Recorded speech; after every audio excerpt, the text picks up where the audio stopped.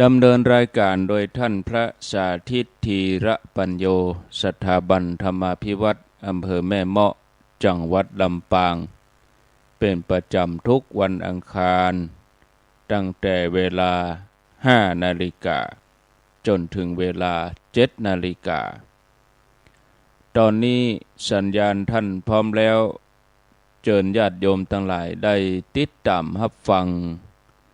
ตั้งแต่เวลานี้เป็นต้นไปจนถึงเวลา 7 นาฬิกาอนุโมทนากับสถานีวิทยุคลื่นต่างๆสัญญาณท่านพร้อมแล้วนิมนต์ครับครับผมกราบถวายความเคารพพระเถรานุเถระครูบาสังฆะที่เคารพอย่างสูงทุกรูปเจริญสุขสวัสดีสาธุชนท่านผู้ฟังทุกคนทุกท่านสำหรับท่านผู้ฟังที่ให้เกียรติรับฟังรายการธรรมาภิวัตรอันเป็นรายการวิทยุเพื่อการเผยแผ่พระพุทธศาสนาส่งเสริมการศึกษาและพัฒนาสังคมรายการนี้รับผิดชอบโดยอาตมาภาพพระสาธิตธีระปัญโยประธานมูลนิธิธีระปัญโยตั้งอยู่ณที่พักสงฆ์สถาบันธรรมาภิวัตรบ้านศพเตินตำบลศพปาดอำเภอแม่เมาะจังหวัดลำปางรายการนี้ออกอากาศทุกวันอังคารในเวลาตี 5ไปจนถึง 7 โมงเมื่อเจ้าผ่านทางสถานีวิทยุในเครือข่ายสถานีวิทยุคลื่นสีขาวเพื่อชาวประชาซึ่งมีอยู่หลายคลื่นหลายสถานีหลายจังหวัดออกอากาศผ่านทาง Facebook Live ซึ่งเป็นไลฟ์สดของสถานีวิทยุวัดฝ่ายหินบันทึกเทปเอาไปออกผ่านทางสถานีวิทยุเพื่อการศึกษาและพัฒนาอาชีพRadio Network FM 99.50 เมกะเฮิรตซ์ของวิทยาลัยเทคนิคกฟผแม่เมาะทุกวันศุกร์ในเวลา 8 โมงเมื่อเจ้าเป็นต้นไปและเอาไปออกผ่านทางเพจของมูลนิธิธีระปัญโยซึ่งท่านผู้ฟังสามารถไปติดตามรับฟังย้อนหลังไปก๊อปปี้ลิงก์ไปคัดลอกลิงก์เอาไปส่งเอาไปแชร์ให้กับญาติธรรมทั้งหลายได้ยินได้ฟังกันได้แถมตัวท่านผู้ฟังวันนี้เฮาปะกันในบรรยากาศฤดูร้อนซึ่งก็มีฝนเข้ามาศูนย์มาแซมพ่องแล้วก็มีหมอกควันไฟป่าเข้ามาศูนย์มาแซมพ่องในฤดูกาลนี้นะฮะในวันนี้เป็นวันที่17 สิงหาคม17 มีนาคมขออภัยพุทธศักราช 2569 นะฮะในเรื่องของ หมอกควันไฟป่านะอ่านอู้เอ่ยกันมานักนะฮะคือท่านผู้ฟังได้ช่วยกันออกก้อยเป็นหูเป็นตาแล้วก็แบบเป็นแหล่งในการจะทำให้หมอกควันไฟป่ามันเพิ่มขึ้นเนาะเราต้องช่วยกันนะฮะในส่วนของพายุฝนเนาะญาติโยมที่บ้านจองห้องหออันที่บ่แน่นนะที่บ่สนิทนะที่จะปิวจะลุดนะก็ต้องต้องกระชับนะให้มันแน่นมาให้มันลุดไปกับลมกับฝนนะฮะอันหนึ่งนะโรคที่มากับหน้าฮ้อนเนาะมีอยู่ประมาณสัก 2-3 โรคมั้งอันแรกร้ายแรงเนาะซึ่งอาจจะทำให้เรานั้นเสียชีวิตนั่นก็คือโรคฮิสโตรกนะต้องญาการแล้วก็มันเข้าห่มมายั้งในฤดูร้อนนะฮะถ้าหากว่าตากแดดตากแดนฮ้อนล่ำไปเนี่ยมันจะทำให้เรานั้นเป็นโรคฮิสโตรกอันที่สองเป็นโรค เรื่องของอาหารการกินนะลุต้องในหน้าร้อนนะโดยเฉพาะการกินอาหารดิบนะบอกว่าจะเป็นลาบหมูลาบงัวลาบควายนะทำให้เกิดเป็นโรคหูดับเกิดเสียชีวิตได้อันนี้ต้องระวังนะหมอเปิ้นก็ย้ำเนาะกินร้อนนะช้อนกลางล้างมือมันจะทำให้เรานั้นมีสุขภาพดีขึ้นนะฮะ ในฤดูร้อนมีเรื่องที่จะต้องระมัดระวังตัวเก่าในการดำเนินชีวิตถ้าเฮาประมาทนะคำเดียวนะมันจะทำให้ระบบมันพังทั้งหมดนะเพราะฉะนั้นพระเจ้าเปิ้นได้ฝากไว้ว่าจงใช้ชีวิตด้วยความไม่ประมาทมีสติสัมปชัญญะในการใช้ชีวิตนะเพราะว่าโลกวันนี้มันมีเรื่องราวซับซ้อนซ่อนเงื่อนเยอะขึ้นนะฮะแก้ปัญหาได้ยากขึ้นอันนี้ก็เป็นส่วนหนึ่งที่ถ้าหากว่าเฮาบ่พอกอยดีๆเนี่ยมันก็จะเป็นอันตรายแก่ชีวิตและทรัพย์สินของเฮาด้วยความเป็นห่วงเนาะจากรายการธรรมาภิวัตน์อันเป็นรายการวิทยุเพื่อการเผยแผ่พระพุทธศาสนาส่งเสริมการศึกษาและพัฒนาสังคมซึ่งดำเนินรายการโดยอาตมาภาพระสาธิตธีระปัญโยนะประธานมูลนิธิธีระปัญโยนะฮะท่านผู้ฟัง วันนี้จะพาท่านผู้ฟังไปเรียนรู้ถึงเรื่องของบทบาทของพระสงฆ์นะแล้วก็บทบาทของวัดนะที่ดูเหมือนว่าเป็นฐานของวัฒนธรรมเนาะคือถ้าเฮาพอนักท่องเที่ยวต่างประเทศเปิ้นมาแอวมาแหวงบ้านเฮาเนี่ยส่วนใหญ่นะเปิ้นก็มาพอมากอยความงดงามวิจิตรการตาของวัฒนธรรมโดยเฉพาะประติมากรรมรูปปั้นรูปวาดโบสถ์วิหารเจดีย์ที่มันมีอยู่ในประเทศไทยนะฮะเพราะฉะนั้นเนี่ยมิติหนึ่งเขาก็จะต้องมารู้ถึงเรื่องของบทบาทของวัดบทบาทของพระที่เป็นฐานวัฒนธรรมของประเทศไทยเดี๋ยวจะได้อู้กันถึงเรื่องนี้นะฮะก่อนที่จะไปถึงเรื่องบทบาทของพระบทบาทของวัดในสังคมโลกปัจจุบันนะก็ช่วงนี้เป็นช่วงที่สถาบันที่พักสงฆ์สถาบันธรรมาภิวัตน์กำลังระดมทุนท่านผู้ฟังเพื่อสร้างไม่ใช่สร้างกั้นอาคารคุณแม่แชล่มอุดมทรัพย์เพื่อเป็นที่พักของพระสงฆ์เพราะว่าในครั้งก่อนในการสร้างพระธาตุเจดีย์เนี่ยได้เตกุฏิไป2 หลังนะพระสงฆ์บ่มีที่อยู่นะฮะเป็นกุฏิ2 หลังแรกที่สร้างขึ้นมา ของที่พักสงฆ์ก็เลยกั้นอาคารคุณแม่แชล่มอุดมทรัพย์เป็นที่พักของพระสงฆ์ตอนนี้ก็กำลังระดมทุนในเรื่องของห้องน้ำในเรื่องของประตูอุปกรณ์ชักโครกอะไรอย่างต่างๆเพราะฉะนั้นท่านผู้ฟังท่านใดอยากจะร่วมทำบุญก็ได้มาร่วมทำบุญกันเนอะปัจจัยเหลืออยู่ที่จะต้องใจอยู่ที่ 8,255 บาทนะฮะท่านผู้ฟังท่านใดอยากจะร่วมทำบุญสามารถร่วมทำบุญได้ที่ธนาคารกรุงไทยชื่อบัญชีที่พักสงฆ์สถาบันธรรมาภิวัตน์หมายเลขบัญชี5360755318เป็นธนาคารกรุงไทยชื่อบัญชีที่พักสงฆ์สถาบันธรรมาภิวัตน์หมายเลขบัญชี5360755318นะฮะต้องกราบขอบพระคุณท่านอาจารย์พระครูสมุวิสุวัฒน์วรกิจโชวัดไฟเห็นจังหวัดเชียงใหม่ในที่ครับสัญญาณเอาไปออกอากาศผ่านทางอินเทอร์เน็ตนะเพจของสถานีวิทยุวัดไฟเห็นแล้วก็ YouTube ตัวนะครับท่านผู้ฟังได้ค้างไว้ตะกี้ถึงเรื่องของบทบาทของพระสงฆ์นะฮะท่านผู้ฟัง พระภิกษุสงฆ์เนี่ยซึ่งเป็นบรรพชิตในพระพุทธศาสนามีหน้าที่ศึกษาและปฏิบัติธรรมเผยแพร่คำสอนสืบต่ออายุพระพุทธศาสนามีคุณธรรมและก็หลักความประพฤติที่จะต้องปฏิบัตินักหนาจารีอย่างน้อยก็ศีล227 ข้อนะแล้วก็เสขียวัตรต่างๆแต่ในที่นี้อยากขอเฉพาะหน้าที่ที่มันไปเกี่ยวข้องสัมพันธ์กับคฤหัสถ์หรือว่าเจ้าบ้านในฐานะที่เป็นผู้ได้รับการอุปถัมภ์บำรุงดูแลจากญาติโยมนะฮะแล้วก็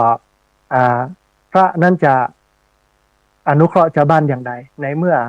ชาวบ้านนั้นส่งข้าวส่งน้ำถวายปัจจัยทายธรรมก่าน้ำก่าไฟก่าโนนก่านี้ปอพ่องบ่ปอพ่องนี่นะ ในประเทศไทยมีวิกฤตเนาะวัดหลายวัดเนี่ยก่าไฟปอจ่ายนะแล้วก็ช่วงนี้วิกฤตมากโดยเฉพาะน้ำมันซึ่งมันอาจจะบ่ค่อยพอใจละ ตอนนี้หลายวัดหลายวาที่เปิ้นเผาศพด้วยน้ำมันเนี่ยมันก็ลำบากมาได้เผาประกาศปิดเมนไปหลายวัดหลายวาอันนี้เป็นเรื่องเดือดร้อนกันทีนี้เข้ามาสู่ประเด็นของเราท่านผู้ฟังพระสงฆ์เนี่ยจะต้องอนุเคราะห์ชาวบ้านตามหลักปฏิบัติในฐานะที่ตนเป็นเหมือนกับทิศเบื้องบนในสิงคัลลกะสูตรนะฮะสิงคัลลกะสูตรเนี่ยท่านผู้ฟังอันเป็นประสูตรที่ค่อนข้างที่จะชัดเจนเนาะอยู่ในพระไตรปิฎกนะที่อู้ถึงเรื่องของอันความเป็นหน้าที่ของทุเจ้าพระสงฆ์เนี่ยนะว่าจะต้องมีกี่อย่างใดนะฮะในสิงคัลลกะสูตรเนี่ยในพระสุตตันตปิฎกเปิ้นได้บอกไว้ว่าหน้าที่ของทุเจ้าพระสงฆ์ต่อที่มีต่อพี่น้องชาวบ้านเนี่ยมีอยู่ประมาณสัก6อย่างทุเจ้าจะต้องทำ6อย่างนี้กับโยมนะอย่างแรกทุเจ้าเองจะต้องห้ามปรามสอนให้เว้นจากความชั่วอันที่เป็นอกุศลโดยเฉพาะอกุศลกรรมบท10นะกายกรรม3การกระทำทางกายที่มันเป็นบาปวจีกรรม4และการกระทำทางวาจาที่มันเป็นบาป4มโนกรรม3การกระทำทางใจ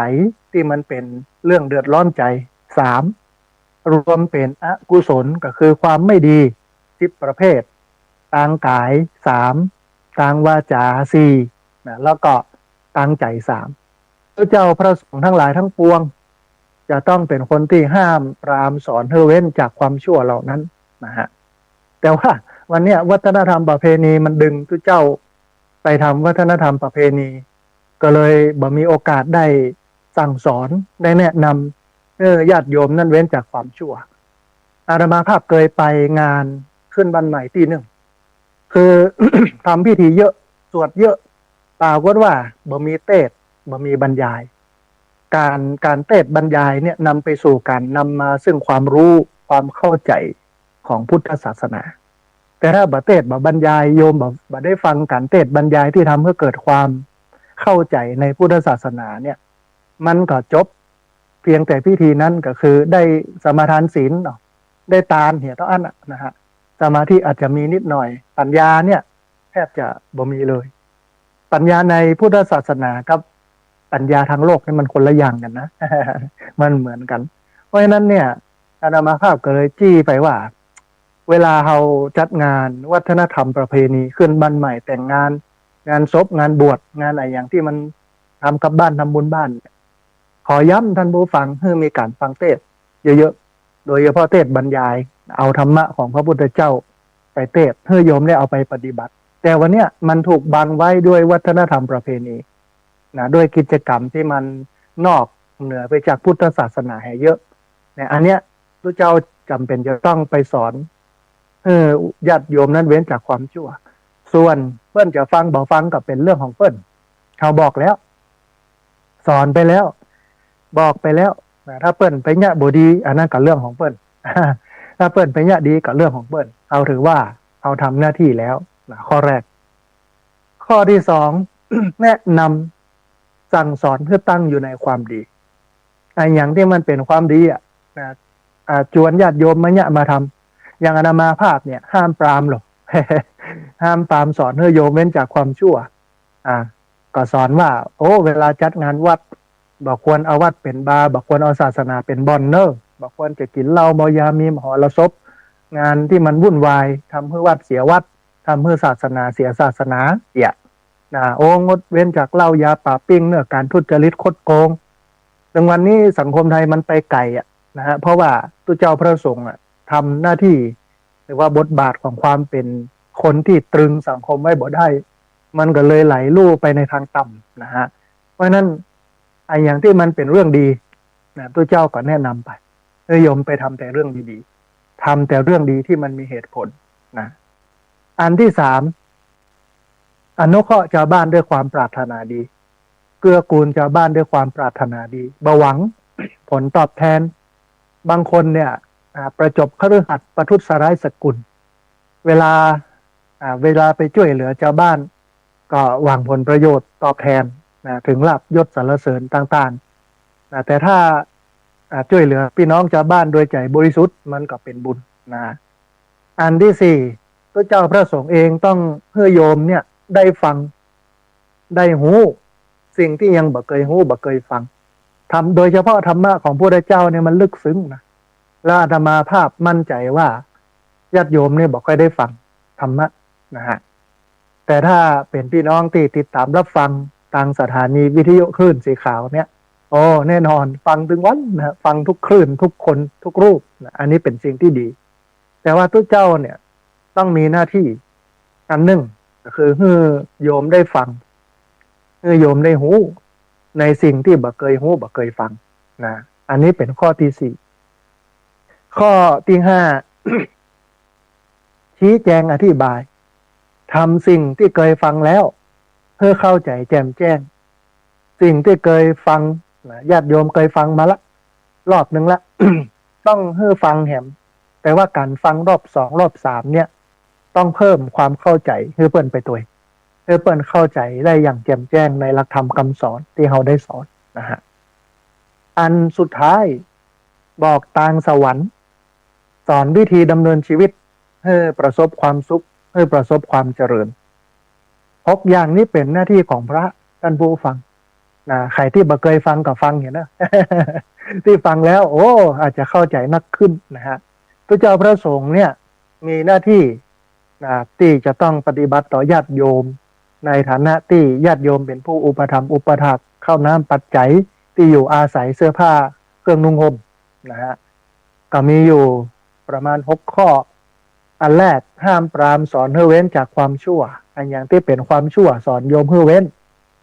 อันที่สองแนะนำสั่งสอนให้ตั้งอยู่ในความดีไอ้อย่างที่มันเป็นความดีตัวเจ้าก็แนะนำทำสอนอันที่สามอนุเคราะห์ด้วยความปรารถนาดีนะอนุเคราะห์ด้วยความปรารถนาดีไอ้อย่างที่มันเป็นความปรารถนาดีอนุเคราะห์ไปโดยที่บ่หวังผลตอบแทนนะฮะอันที่สี่เมื่อชาวบ้านญาติโยม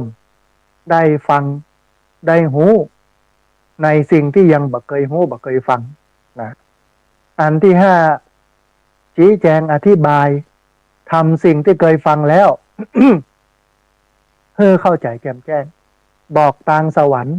สอนวิธีดำเนินชีวิตเพื่อประสบกับความสุขความเจริญอันนี้คือหน้าที่ของพระที่พึงกระทำต่อญาติโยมนะฮะหลายวันก่อนอาตมาภาพบ่ได้อยู่มีคณะศรัทธานะคณะทัวร์บุญ พี่น้องจากสารปีและสันกำแพงนะฮะแวะมาแอวมาแหวงหาบะปะกันสักกรรมท่านผู้ฟังฝากซองปัจจัยไว้กระโยมนะฮะคณะทัวร์สารพีสันกำแพงเดี๋ยวถ้าได้ยินนะท่านใดที่ได้ยินเนาะที่มานี่นะโดยเฉพาะคณะทัวร์สารพีสันกำแพงโทรเข้ามาในรายการกำเนิด นะฮะเอาหูแล้วว่าบทบาทของอันตุเจ้าพระสงฆ์ที่พึงปฏิบัติต่อญาติโยมนั้นมีอยู่6ประการทีนี้ท่านผู้ฟังเฮามาดูหน้าที่ของคณะสงฆ์ไทยนะว่าคณะสงฆ์ไทยถึงวันเนี้ยมันมีหน้าที่อย่างพ้องแต่ว่าต้องบอกกับญาติโยมก่อนว่ามันถูกปรับถูกเปลี่ยนนะถูกเติมเสริมแต่งมันเป็นระบบในก่อนสมัยรัชกาลที่5เนี่ยท่านผู้ฟังคณะสงฆ์เปิ้นอยู่เฉพาะคณะสงฆ์เปิ้นบ่ได้ฮ้องว่าเข้ามาสู่ระบบการปกครองของบ้านเมืองต่างคนต่างอยู่ยึดถือครูบาอาจารย์ยึดถือคำสอนแต่ปกครองสมัยรัชกาลที่5เปิ้นก็ทำให้มีพรบสงฆ์ขึ้นมามีการปกครองคณะสงฆ์โดยมีมหาเถรสมาคมซึ่งเกิดขึ้นในสมัยรัชกาลที่5คนแล้วนะมหาเถรสมาคมเนี่ย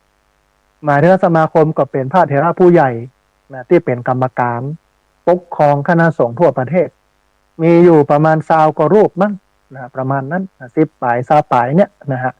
อยู่ตรงนั้นนะฮะ10ปลายเนี่ยประชุมกันยังกันออกนโยบายโน่นนี่นั่นมาอย่างเงี้ยนะจนวันเนี้ยประเทศไทยเราก็มีงานของคณะสงฆ์อยู่ที่6ด้านนะฮะคณะสงฆ์ไทยเนี่ยมีหน้าที่สำคัญในการทำรงรักษาแล้วก็เผยแผ่พระพุทธศาสนามันดำรง มั่นคงในสังคมไทยโดยการบริหารงานของคณะสงฆ์เปิ้นก็กำหนดไว้ประมาณสัก6ด้านนะฮะเปิ้นฮ้องว่ากิจการคณะสงฆ์6ด้านแต่ว่าบางด้านเนี่ยอาจจะถูกยุบไปเช่นงานสาธารณสงเคราะห์ถูกยุบไปคือไปบูรณาการกับงานอื่นนะฮะทีนี้ท่านผู้ฟังตามกำหนดระเบียบของมหาเถรสมาคมตามกรอบของพระราชบัญญัติคณะสงฆ์ปี2505แล้วก็แก้ไขเพิ่มเติมมาเรื่อยๆเนี่ยนะฮะอันงานคณะสงฆ์เนี่ย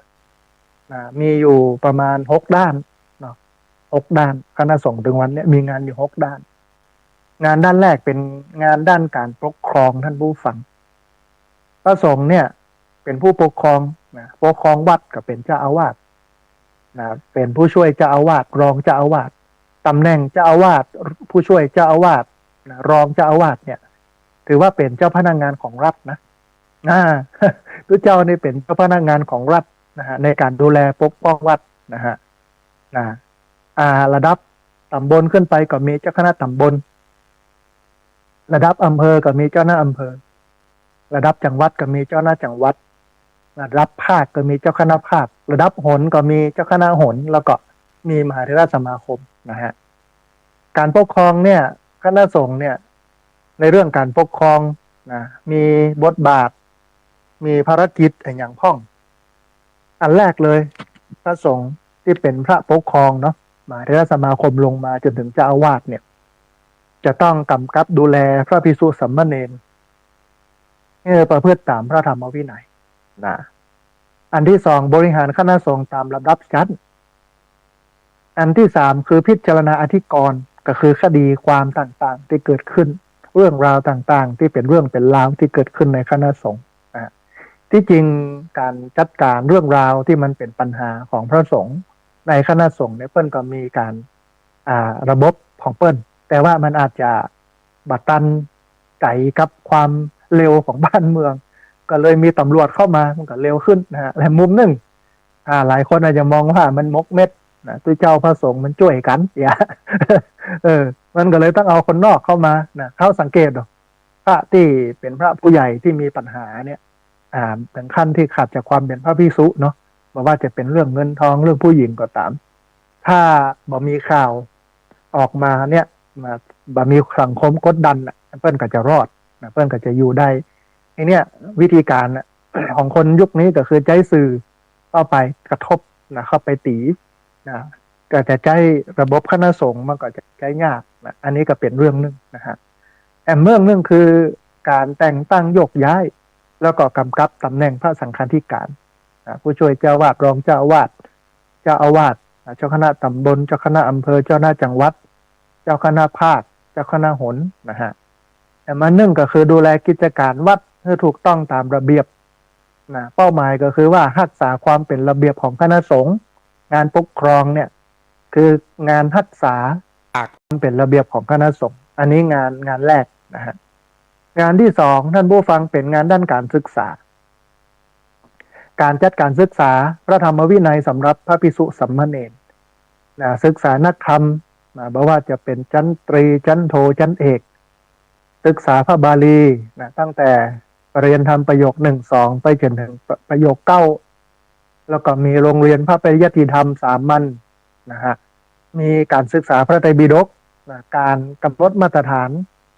ดำเนินการโดยสนามหลวงในเรื่องของการสอบตึงนักธรรมตึงบาลีอย่างเงี้ยนะฮะอันนี้คืองานด้านการศึกษาอาจจะรวมเป็นจนถึงมหาวิทยาลัยสงฆ์ถึง2แห่งนะฮะคือมหาวิทยาลัยมหาจุฬาลงกรณราชวิทยาลัยซึ่งเป็นมหาวิทยาลัยสงฆ์ของคณะมหานิกายแล้วก็มหาวิทยาลัยมหามงกุฎราชวิทยาลัยซึ่งเป็นคณะสงฆ์ธรรมยุทธ์นะฮะอยู่ด้วยกันตรงนี้เรื่องการศึกษาเป้าหมายก็คือสืบทอดพระธรรมคำสอนให้มันถูกต้องรักษาสืบทอดพระธรรมคำสอนให้มันถูกต้องอันนี้เป็นเรื่องของการศึกษานะฮะเรื่องหนึ่งท่านผู้ฟังเป็นเรื่องของการสืบทอดพระธรรมการสงเคราะห์การศึกษาสงเคราะห์ตะกี้เป็นการศึกษานะฮะของพระสงฆ์อันหนึ่งก็จะเป็นการศึกษาสงเคราะห์ มีส่วนของพระสงฆ์ไปอยู่หั่นตัวนะเช่นการสนับสนุนการศึกษาของประชาชนมีโรงเรียนการกุศลของวัดอย่างเช่นถ้าเป็นเชียงใหม่เนาะ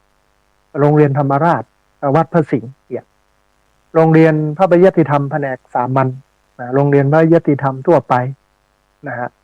มีเรื่องของการมอบทุนการศึกษาให้แก่เยาวชนมีเรื่องของการส่งเสริมการเรียน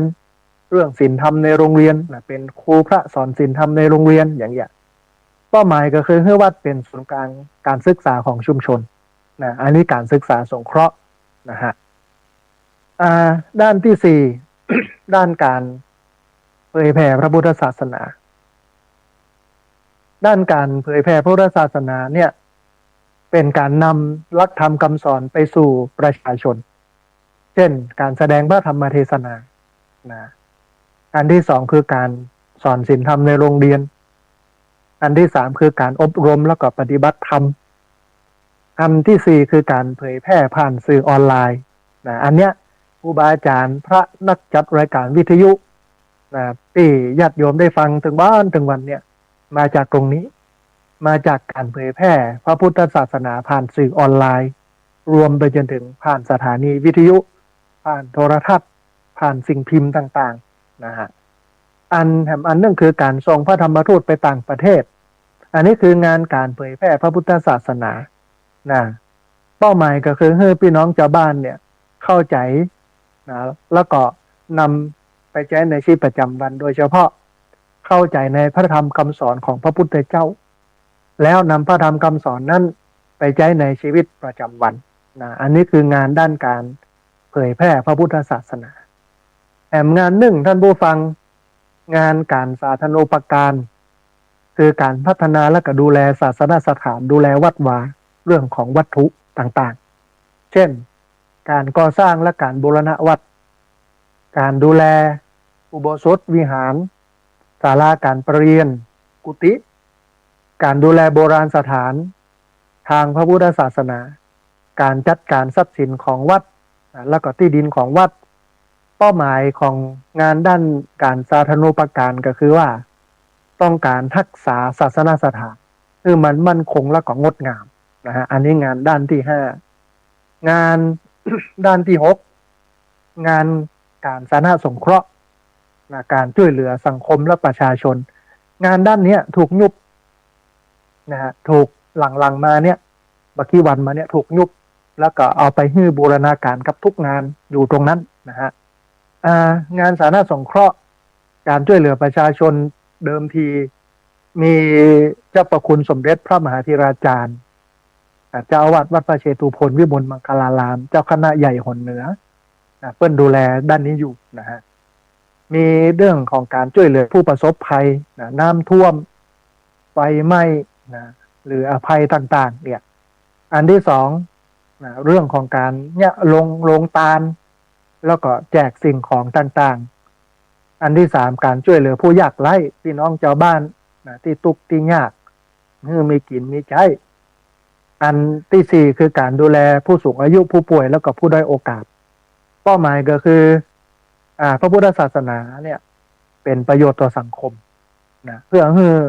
สังคมได้รู้ว่าโอ้ถึงวันนี้พระพุทธศาสนานี่มันเป็นประโยชน์ต่อสังคมเนอะมันเกื้อกูลสังคมอยู่เนอะเนี่ยทีนี้ ท่านผู้ฟังสรุปแล้วนะคณะสงฆ์ไทยเนี่ยมีภารกิจหลัก6 ด้านนะบอกว่าจะเป็นด้านการปกครองด้านการศึกษาด้านการศึกษาสงเคราะห์ด้านการเผยแพร่พุทธศาสนาด้านการสาธารณูปการแล้วก็ด้านการสาธารณสงเคราะห์โดยเฉพาะ ข้อสุดท้ายด้านการสาธารณสงเคราะห์เนี่ยถูกยุบเพื่อไปบูรณาการกับห้าด้านที่ผ่านมาแล้วมันยังมีงานอันหนึ่งก็คืองานพุทธมณฑลตอนนี้คณะสงฆ์ทุกจังหวัดนะเปิ้นก็เร่งให้มีพุทธมณฑลประจำจังหวัดเพื่อเป็นศูนย์กลางนะของพุทธศาสนาประจำตรงนั้นหลายจังหวัดก็เริ่มขับเคลื่อนนะฮะท่านผู้ฟังทั้งหมดนี้มีเป้าหมายสำคัญก็คือว่าเพื่อดำรงรักษาพระพุทธศาสนาให้มันมั่นคงแล้วก็เกื้อกูลสังคมนะฮะ เนื้อหาที่อู้ไปเนี่ยอยู่ในพระราชบัญญัติคณะสงฆ์ปี2505แล้วก็ระเบียบการบริหารกิจการคณะสงฆ์ของมหาเถรสมาคมนะฮะอันเนี้ยเป็นสิ่งที่สำคัญทีนี้ ลองมาดูบทบาทของวัดนะตะกี้เราดูบทบาทของคณะสงฆ์ซึ่งมีอยู่ประมาณ6ด้านนะฮะแสดงว่าพระสงฆ์เนี่ยย้อนไปแห่งกรรมหนึ่งนะที่ทิศ6เนาะที่พระสงฆ์จะต้องดูแลญาติโยมอยู่6ด้านรวมไปจนถึงภารกิจหรือว่ากิจการของคณะสงฆ์6ด้านเราจะหันว่าการขับเคลื่อนทิศทางหรือว่านโยบายของคณะสงฆ์เนี่ยเปิ้นพยายามที่จะบ่ทิ้งชุมชนเปิ้นพยายามจะให้พระสงฆ์นั้นอยู่กับชุมชนได้ดีไปด้วยกันเกื้อกูลกันในฐานะที่โลกอุปถัมภ์ธรรมค้ำจุนโลกโลกอุปถัมภ์ธรรมค้ำจุนโลกเพื่อมันเป็นไปด้วยกันได้แบบนี้นะฮะทีนี้เราหันถึงบทบาทของวัดในสมัยตะก่อนวัดเป็นกู้อย่างนะในสมัยที่ประเทศไทยไม่เจริญแล้วก็ไม่ได้เอาแนวคิดการปกครองในระบบกระทรวงทบวงกรมมาใช้ยุคสมัยตะเก้าบก่อนเนี่ยกู้อย่างเกิดขึ้นจากวัดหมดดนตรีสล้อซอซึงอย่างโมนี้ก็มาจากวัดเรื่องแกะสลักเรื่องปั้นเรื่องแต่งก็มาจากวัดนะฮะเรื่องของยาสมุนไพรการรักษาพยาบาลก็มาจากวัดเรื่องของการเคลียร์ความสงบเรียบร้อยผิดต่อกันก็ไปตกลงกันที่วัดเรื่องการใช้สถานที่วัดเป็นที่ประชุมก็มากันที่วัดคือสมัยตะก่อนวัดเป็นกู้อย่างของชุมชนแถมปบางวัด ก็จัดมหรสพมีงานวัดไปแอวไปแหวงกันสมัยตะก่อนนั้นวัดสำคัญทุกคนโลเข้าวัดหมดเลยเพราะวัดเป็นทุกอย่างของชุมชนวัดเป็นศูนย์กลางของชุมชนแต่พอเอาระบบ กระทรวงทบวงกรมมาใช้โดยเฉพาะในสมัยรัชกาลที่6เอาระบบกระทรวงทบวงกรมมาใช้เนี่ยหลายอย่างถูกดึงออกไปจากวัดเช่นโรงเรียนการเรียนการสอนในวัดก็เหลือเพียงเรื่องของการศึกษาการกุศลที่พระจัดให้เจ้าบ้านมาเรียนแล้วก็พระเนนมาเรียนแถมอย่างหนึ่งก็เป็นการศึกษาพระปริยัติธรรมให้เรียนชั้นม.1 ถึงม.6มหาวิทยาลัยสงฆ์ซึ่ง วันนี้เนี่ยนักเรียนหรือว่านักศึกษานิสิตที่ไปเรียนของมหาวิทยาลัยสงฆ์ถึงตุเจ้าพระสงฆ์ถึงคฤหัสถ์มีจำนวนลดลงเขาจะสังเกตง่ายๆโดยเฉพาะโรงเรียนพระปริยัติธรรมที่มีพระเนนมาเรียนเนี่ยแต่ละปีก่อนจะเปิดเทอมพฤษภาเนี่ยนะในช่วงเนี้ยมีนาเมษาเนี่ยครูบาอาจารย์ซึ่งเป็นผู้อำนวยการโรงเรียนเป็นครูสอนเป็นเจ้าหน้าที่ก็ต้องวิ่งไปเสาะหาคนมาบวชเรียนหนังสือสมัยตะก่อนเนี่ยมีตามชนบทบ้านนอกเลยแล้วก็คนตุกคนยากในว่าในเวียงเนี่ยแล้วก็รวมไปจนถึงคนที่ใฝ่รู้ใฝ่เรียนในสมัยมาเก่าแต่ณวันนี้คนมันเกิดน้อยนั่นบูฝังคนบวชมีน้อยมากเลยจำเป็นอย่างยิ่งที่จะต้องไปจวนพี่น้องชนเผ่าที่อยู่บนดอยเพื่อให้เปิ้นได้มีโอกาสทางด้านการศึกษาแต่ว่าวันนี้ความเจริญเปิ้นไปถึงพี่น้องบนดอยหมดแล้วหิมจะหมดแล้วมีความเป็นอิสระในเรื่องของการแสวงหาการศึกษามีกำลังทรัพย์แต่ว่ามันก็ยังขาดแคลนในหลายพื้นที่อยู่อันนี้ก็เป็นเป้าหมายหนึ่งของพระสงฆ์ส่วนสามเณรที่เป็นคนเวียงเนี่ยอาจจะมาบวชในช่วงเข้าพรรษาในช่วงภาคฤดูร้อนไม่ใช่เข้าพรรษาขออภัยมาบวชภาคฤดูร้อนเสร็จแล้วจบภาคฤดูร้อนก็ลาสิกขาไปเรียนตามระบบก็จะเหลือน้อยเดียวนิดเดียวที่โผล่มาเป็นสามเณรบวชไปได้สักพักหนึ่งถ้าใจเปิ้นตั้งเปิ้นมั่นก็ทะลุเป็นพระสงฆ์เป็นตุเจ้าแต่ถ้าใจบ่ตั้งบ่มั่นก็จบม.6หรือว่าจบปริญญาตรีก็ลาสิกขาไปอันนี้เราเห็นบทบาทของวัดแต่ในสมัยตะก่อนเนี้ยคนที่จบไปจากวัดได้ดิบได้ดีหมดเพราะว่ามาตรฐานของคนจบจากวัดเนี่ยอันแรกคือตัวหนังสืองามอันที่สองความคิดเป็นระบบ ไปเป็นครูไปเป็นทหารไปเป็นโน่นเป็นนี่เป็นนั่นเยอะแยะมากมายนะฮะเขาจะหันในเรื่องของการรักษาพยาบาลอาตมาภาพยังตันนะในสมัยมาเก่าเปิ้นนัดฉีดวัคซีนนี่หรอไปฉีดที่วัดเนี่ย ไอ้อย่างก็ต้องไปที่วัดมดเนี่ยวัดเป็นศูนย์กลางในเรื่องกู้อย่างนะฮะแต่ว่าวันเนี้ยหลายอย่างถูกดึงไปจากวัดแม้แต่โรงเรียนวัดบางโรงเรียนนะต้องเอาชื่อวัดออก ไม่ใช่เป็นโรงเรียนวัดแล้วแล้วทำไมถึงจะต้องเอาออกอายเปิ้นอยู่วะมันน่าอายตรงไหนเนาะ ที่จริงมันไม่ใช่เป็นเรื่องน่าอายนะถ้าทำให้มันมีมาตรฐานดีนะทำให้มันมีระบบดีมันบ่น่าอายโรงเรียนวัดเนี่ยนะฮะทีนี้ท่านผู้ฟังในวันนี้เนี่ยมันมีความคาดหวังของสังคมไทยที่มีต่อบทบาทของวัดในหลายบริบทนะมันบ่เหมือนกันบ้านนอกก็อย่างหนึ่งนะชนบทบ้านนอกคลองนาอย่างหนึ่งในวอในเวียงก็อย่างหนึ่งนะฮะเรื่องวันเนี่ยสังคมเปิ้นคาดหวังแล้วก็อยากหันนะซึ่งปัจจุบันเนี่ยมีวัดจำนวนมากที่ตอบโจทย์ต่อความคาดหวังของสังคมนะฮะในยุคปัจจุบันเนี่ยบทบาทของวัดเนี่ยมันบ่ได้จำกัดเพียงแค่เป็นสถานที่ประกอบพิธีกรรมทางด้านศาสนาเท่านั้นแต่ยังต้องเป็นศูนย์กลางทางด้านจิตวิญญาณนะอย่างอาตมาภาพทำเนี่ยเป็นโรงเรียนผู้สูงอายุผู้สูงอายุทั้งตำบลมาเฮียนอันนี้จะครบ10 ปีแล้วนะมาเฮียนเนี่ยนะทุกพุธแรกกับพุธสุดท้ายของเดือนวันพุธแรกกับพุธสุดท้ายนักเรียนโรงเรียนผู้สูงอายุทั้งตำบล80 คนหมู่บ้านละ10 คน มาเฮียนหนังสือนะแต่ว่าการเฮียนแต่ละครั้งเนี่ยโอ้โหมันใช้งบประมาณนะใจวัตถุดิบ เงินทองเยอะเช่นกล้ารถเดินทางต้องเหมารถไปรับเพิ่นเพราะว่าผู้สูงอายุเยอะ60ขึ้นไปนะฮะ70-80เดินทางลำบากอันแรกต้องไปรถรับส่งนะเดือนหนึ่งก็8,200การรถนะฮะก็ยังดีที่ญาติโยมช่วยหาโน่นนี่นั่นมาแต่บางครั้งบางทีก็ขาดไปอาตมาก็เติมไปนะมันได้อันที่สองกะอาหารกลางวันนะที่นี่เนี่ยเลี้ยงเองเลี้ยงผู้สูงอายุอันที่3เป็นเรื่องอาหารว่างนะที่นี่ดูแลที่พักส่งสถาบันธรรมาภิวัตรดูแลก็เป็นเงินนะเดือนหนึ่งก็อยู่ประมาณสัก6,000หรือว่าประมาณสัก7-8,000โดยประมาณนั้นนะฮะรวมค่ารถก็10,000ปลายเกือบ20,000ต่อเดือนนะเดือนหนึ่งเนี่ยเกือบ20,000โดยเฉพาะค่าเอามาใช้กับโรงเรียนผู้สูงอายุนอกจากนั้นที่นี่ก็ยังเป็นศูนย์พัฒนาและฟื้นฟูคุณภาพชีวิตผู้สูงอายุผู้พิการนะที่อยู่ในภาวะพึ่งพิงก็คือช่วยเหลือตัวเก่าบ่ได้ อาตมาภาพดูแลอยู่ประมาณ47 รายแต่บ่ได้เอามาอยู่ที่วัดอยู่ที่บ้านแต่คือ CG คือผู้ช่วยผู้ดูแลผู้สูงอายุที่ผ่านการอบรมมาแล้วนะ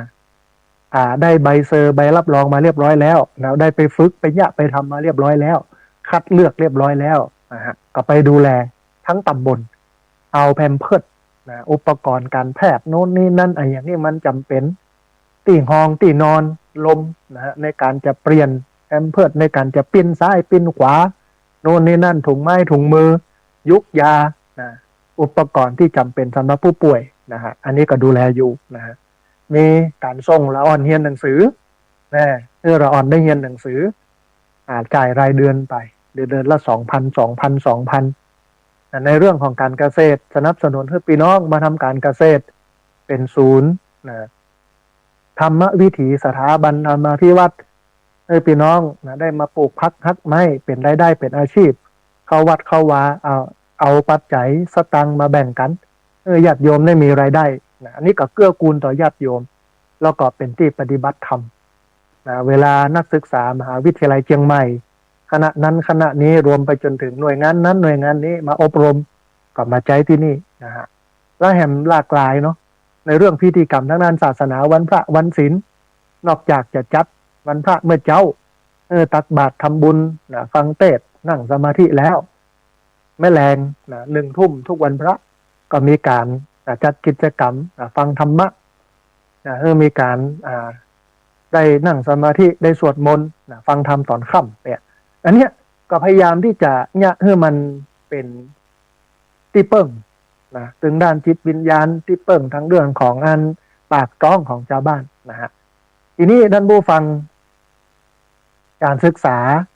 และการพัฒนาสังคมเนี่ยซึ่งมันสามารถตอบสนองต่อความต้องการของผู้คนในยุคใหม่ได้โดยรูปแบบวัดที่สังคมไทยคาดหวังมันควรจะมีลักษณะดังต่อไปนี้นะฮะวัดที่สังคมไทยคาดหวังนะอย่างแรกวัดเป็นศูนย์กลางการศึกษาและปฏิบัติธรรมท่านผู้ฟังวัดทุกวัดในประเทศเนี่ยรวมไปจนถึงที่พักสงฆ์สำนักสงฆ์วัดที่ถูกกฎหมายไม่ถูกต้องกฎหมายแต่ขึ้นทะเบียนไว้กับสำนักงานพระพุทธศาสนาแล้วจะต้องเป็นศูนย์กลางการศึกษาและปฏิบัติธรรมวัดเป็นพื้นที่เรียนรู้หลักธรรมไม่ใช่แค่การสอนแบบดั้งเดิมแต่ต้องมีหลักสูตรที่ทันสมัยนะไม่ว่าจะเป็นธรรมะเชิงจิตวิทยาธรรมะกับการบริหารธรรมะกับการพัฒนาชีวิตเนี่ยคือมันไม่ใช่แต่เพียงเป็นที่ประกอบพิธีกรรมแต่ถึงวันที่หลายวัดมันเป็นเพียงสถานที่ประกอบพิธีกรรมมันไม่ได้เป็นศูนย์กลางของปัญญามันไม่ได้เป็นศูนย์กลางที่ทำให้โยมนั้นเกิดปัญญาเห็นความจริงของโลกและชีวิตนำไปสู่การเปลี่ยนแปลงพฤติกรรมคือถ้าจะอู้กันง่ายๆเนี่ยเราลองสังเกตคนมาวัดมาวาเนี่ยคนเฒ่าคนแก่อย่างต่างๆที่ไปวัดบ่อยนะถ้าบักเข้าถึงหัวใจของการเข้าวัดนะก็จะเป็นคนขี้จมนะเป็นคนโน่นนี่นั่นเป็นคนขี้เหล้าขวัญโน่นนี่นั่น หลายคนก็บอกว่าเนี่ยเหมือนซาลาเปาตั้งนอกขาวตั้งในดำแต่ถ้าเป็นคนที่เข้าถึงหลักธรรมแท้ๆเนี่ยเพิ่นจะนิ่มจะดีจะง่ายจะเย็นอยู่ใกล้จะสบายบ่เล่าขวัญไผบ่นินทาไผปัดกวาดเช็ดถูไปเข้าวัดเข้าวาไปสวดมนต์กินทานไปอันนี้มันน่าฮักนะฮะเพราะนั้นการที่จะต้องทำให้วัดเป็นพื้นที่เรียนรู้หลักธรรมเนี่ยมันจำเป็นต้องปรับวัดนะเช่นเข้าวัดไปแล้วแทนที่จะมีรูปเคารพของศาสนาอื่นพระพรหมพระพิฆเนศเจ้าแม่กวนอิมโน่นนี่นั่นมีต้นไม้พูดได้เอาเขียนคำกลอนเขียนคำคมเขียนพุทธศาสนาสุภาษิตไปติดตามต้นไม้เอาเขียนบนไม้ก็ได้เขียนบนอะไรอย่างก็ได้นะไปติดไว้ให้โยมได้มาอ่านมันก็เป็นประโยชน์เป็นที่เรียนรู้ธรรมนะฮะมีสถานที่นั่งสมาธิเย็นสงบนะทุกวัดถ้าเป็นแบบเนี้ยมันจะทำให้วัดนั้นเป็นศูนย์กลางของการศึกษาและปฏิบัติธรรมนะฮะนอกจากวัดต้องเป็นพื้นที่เรียนรู้ธรรมะแล้วเนี่ยวัดจะต้องส่งเสริมการปฏิบัติธรรมในชีวิตประจำวันจะต้องสอนสมาธิและสติที่นำไปใช้ได้จริงเพื่อนำไปใช้ในการทำงานไม่ใช่แค่เป็นที่รับสังฆทานโยมนะเวลาโยมมาก็รับสังฆทานอย่างเดียวนะบ่ได้สอนสมาธิบ่ได้สอนให้โยมฝึกสติรวมไปจนถึงนะมาบูชาเทียนที่วัดอย่างเดียวถ้าเข้าวัดก็มีอยู่2เรื่องเนี่ย1 ไปถวายสังฆทาน2ไปบูชาเทียนนะมันบ่ได้ประโยชน์อะไรอย่างเลยฮะท่านผู้ฟังตรงเนี้ยแต่ถ้าไปเพื่อไปฝึกสมาธิไปฝึกสติที่นำไปใช้ได้จริงในชีวิตประจำวันเนี่ยมันจะเป็นประโยชน์นะฮะแต่คนน้อยคนนะที่จะเข้าวัดโดยที่จะไปฝึกสติไปฝึกสมาธินะถึงวันนี้ตามบริบทบ้านนอกคอกนาเนี่ยมาวัดก็เพื่อที่จะมาถวายสังฆทานผีตายให้ญาติพี่น้องที่มรณะจำจากไปนะรวมไปจนถึงมาเพื่อบูชาเทียนขอบูชาเทียนมีประมาณแค่นี้นะฮะเพราะฉะนั้นมันจะต้องเป็นวัดที่มันส่งเสริมการปฏิบัติธรรมในชีวิตประจำวันมันจะต้องสอนสมาธิและสติอย่างอาตมาภาพเนี่ยพยายามทำให้ที่พักสงฆ์สถาบันธรรมาภิวัตน์เป็นที่ศึกษาและปฏิบัติธรรมนะฮะแล้วก็มันก็จะมีหลายระดับเนาะระดับเบื้องต้นเนี่ยที่โยมบอกโอ้อย่างเลยมันก็จะเอาง่ายๆระดับที่ลึกขึ้นมาเป็นระดับกลางแล้วก็ระดับสูงสุดมาเข้ากรรมปฏิบัติธรรม3 วัน7 วันเดินจงกรมนั่งสมาธิมาเรียนรู้ธรรมะมาเจริญสติแต่ว่าสถานที่มันบักเอื้อนะตอนนี้ก็พยายามทำนะโดยก็เริ่มจากฐานของตัวเองก็คือที่ดินที่มันมีแต่ก่อนเปิ้นปลูกข้าวโพดปรับดินที่เปิ้นปลูกข้าวโพดเนี่ย ซึ่งการปลูกข้าวโพดแต่ละครั้งเนี่ยญาติโยมก็คงเข้าใจว่ามันใช้สารเคมีซึ่งยาฆ่าหญ้ายาฆ่าแมลงเป็นมลภาวะเป็นพิษกระทบต่อผู้คนอาตมาภาพก็เลยปรับที่ตรงนี้เป็นป่าไผ่เวรุวันปลูกไผ่มีอยู่ประมาณ10 ไร่ก็หลายร้อยต้นนะฮะตอนนี้กำลังใหญ่กำลังขึ้น3 ปีก็จะได้แล้วเนี่ยเมื่อ3 ปีมันใหญ่ปุ๊บมันห่มชวนคนมาปฏิบัติธรรมป่าไผ่มาเข้ากับตุเจ้าพระสงฆ์สามเณร มาเข้าโสสานกรรมเข้าปริวัติกรรมศึกษาและปฏิบัติธรรมเป็นประจำอันเนี้ยมันก็จะทำให้เรานั้นได้ประโยชน์นะฮะแต่มาหนึ่งวัดนั้นจะต้องเปิดกว้างสำหรับทุกเพศทุกวัยประจำกัดเฉพาะคนสูงอายุแต่ต้องเข้าถึงคนรุ่นใหม่ประเด็นนี้สำคัญยิ่งนะฮะเพราะว่าวันนี้ถ้าคนรุ่นเก่าเอามดไปแล้วมดบุญไปแล้วได้เสี่ยงชีวิตไปแล้วเนี่ยคนรุ่นใหม่เนี่ยรับรองว่าวันนี้เปิ้นบอกเข้าวัดเข้าวาเปิ้นบอกกินบ่ตานนะมาเหมือนคนสมัยเก่าที่พ่อแม่ปลูกฝังมาตั้งแต่น้อยจูงแขนเข้าวัดดูกับท่านผู้ฟังที่ฟังอยู่ทุกคนเนี่ยเป็นอย่างนั้นหมดเลยพ่อแม่จูงแขนเข้าวัดนะแต่ว่าถึงวันนี้เขาก็จูงนะพยายามดึงคนรุ่นใหม่เข้าวัดแต่เปิ้นบอกเข้าเหตุที่เปิ้นบอกเข้าเพราะว่า1มันใช้เวลาเยอะ2มันบ่ได้ธรรมะอย่างสักอย่างนะมันได้แต่เรื่องพิธีกรรมบางครั้งบางทีวัดวากลายไปงมงายไปเหี้ยนะแล้วก็ไม่สามารถคือคำตอบนะอันที่มันถูกต้องกับคนรุ่นใหม่ได้อย่างเช่นคนรุ่นใหม่เปิ้นถามอันนั้นมันต้องเนี่ยอย่างนะทำไมถึงต้องทำทำไมถึงต้องเนี่ยทำไมถึงต้องทำคนมาเก่าก็อย่าบอกว่าอ๋อเปิ้นเนี่ยมาตั้งแต่อันป่อสู่บะเกิดพุทธะเนี่ยไปด้วยความที่มันเป็นอย่างเงี้ยมันไม่สามารถตอบคำถามได้ว่าทำไปทำไมใส่ขันแก้วทั้ง3เนี่ยอย่างใส่บาตรเนี่ยอย่างอันนี้เนี่ยอย่างอาตมาภาพก็เติงหาฝรั่งเลยเรื่องอย่างเงี้ยฝรั่งเนี่ยมันถามมดทำไมพระเจ้าต้องโกนผมถ้าเป็นคนไทยก็มาตั้งคำถามเพราะมีความศรัทธาอยู่ตรงนั้นแต่ฝรั่งนี่เป็นอยากหูหรอกมันถามมดทำไมต้องกราบต้องไหว้ทำไมต้องบิณฑบาตทำไมต้องนั่นต้องนี่แล้วเปิ้นก็หูเมื่อเปิ้นถามเสร็จแล้วมีคำตอบเข้ามาเนี่ยเปิ้นก็เกิดความเข้าใจอ๋อเข้าใจแต่คนไทยเนี่ยมันบ่ได้ตอบอย่างนั้นเลยนะเปิ้นเนี่ยมาได้สู่บักเกิดเปิ้นนะเนี่ยไปแล้วด้วยความที่มันเป็นอย่างนี้คนรุ่นใหม่ก็เลยกล้าศาสนาไอ้อย่างไร้สาระไปเลยเพราะฉะนั้นวัดต้องเปิดกว้างสำหรับคนทุกเพศทุกวัยบ่จำกัดเฉพาะคนสูงอายุแต่ต้องเข้าถึงคนรุ่นใหม่นะฮะอันนี้เป็นประเด็นสำคัญมากพระต้องมีเทคนิคทักษะในการดึงคนรุ่นใหม่เข้ามาทำงานเพราะถ้าบางอันเนี่ย จะมามีคนสืบทอดพุทธศาสนาในเชิงคฤหัสถ์แล้วนะฮะอันที่2วัดควรเป็นศูนย์กลางของสังคมและชุมชนเป็นสถานที่ที่ผู้คนรู้สึกเป็นส่วนหนึ่งไม่ใช่แค่เป็นที่เปิ้งทางใจแต่เป็นบ้านทางด้านจิตวิญญาณที่ต้อนรับทุกคน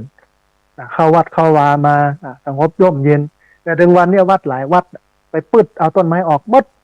เอาตัวนอนไปปูเอาปูนซีเมนต์ไปเทในวัดมันมีต้นไม้มันก็ฮ้อนนะฮะแต่วัดที่เป็นรักษาต้นไม้ใบหญ้าเนี่ย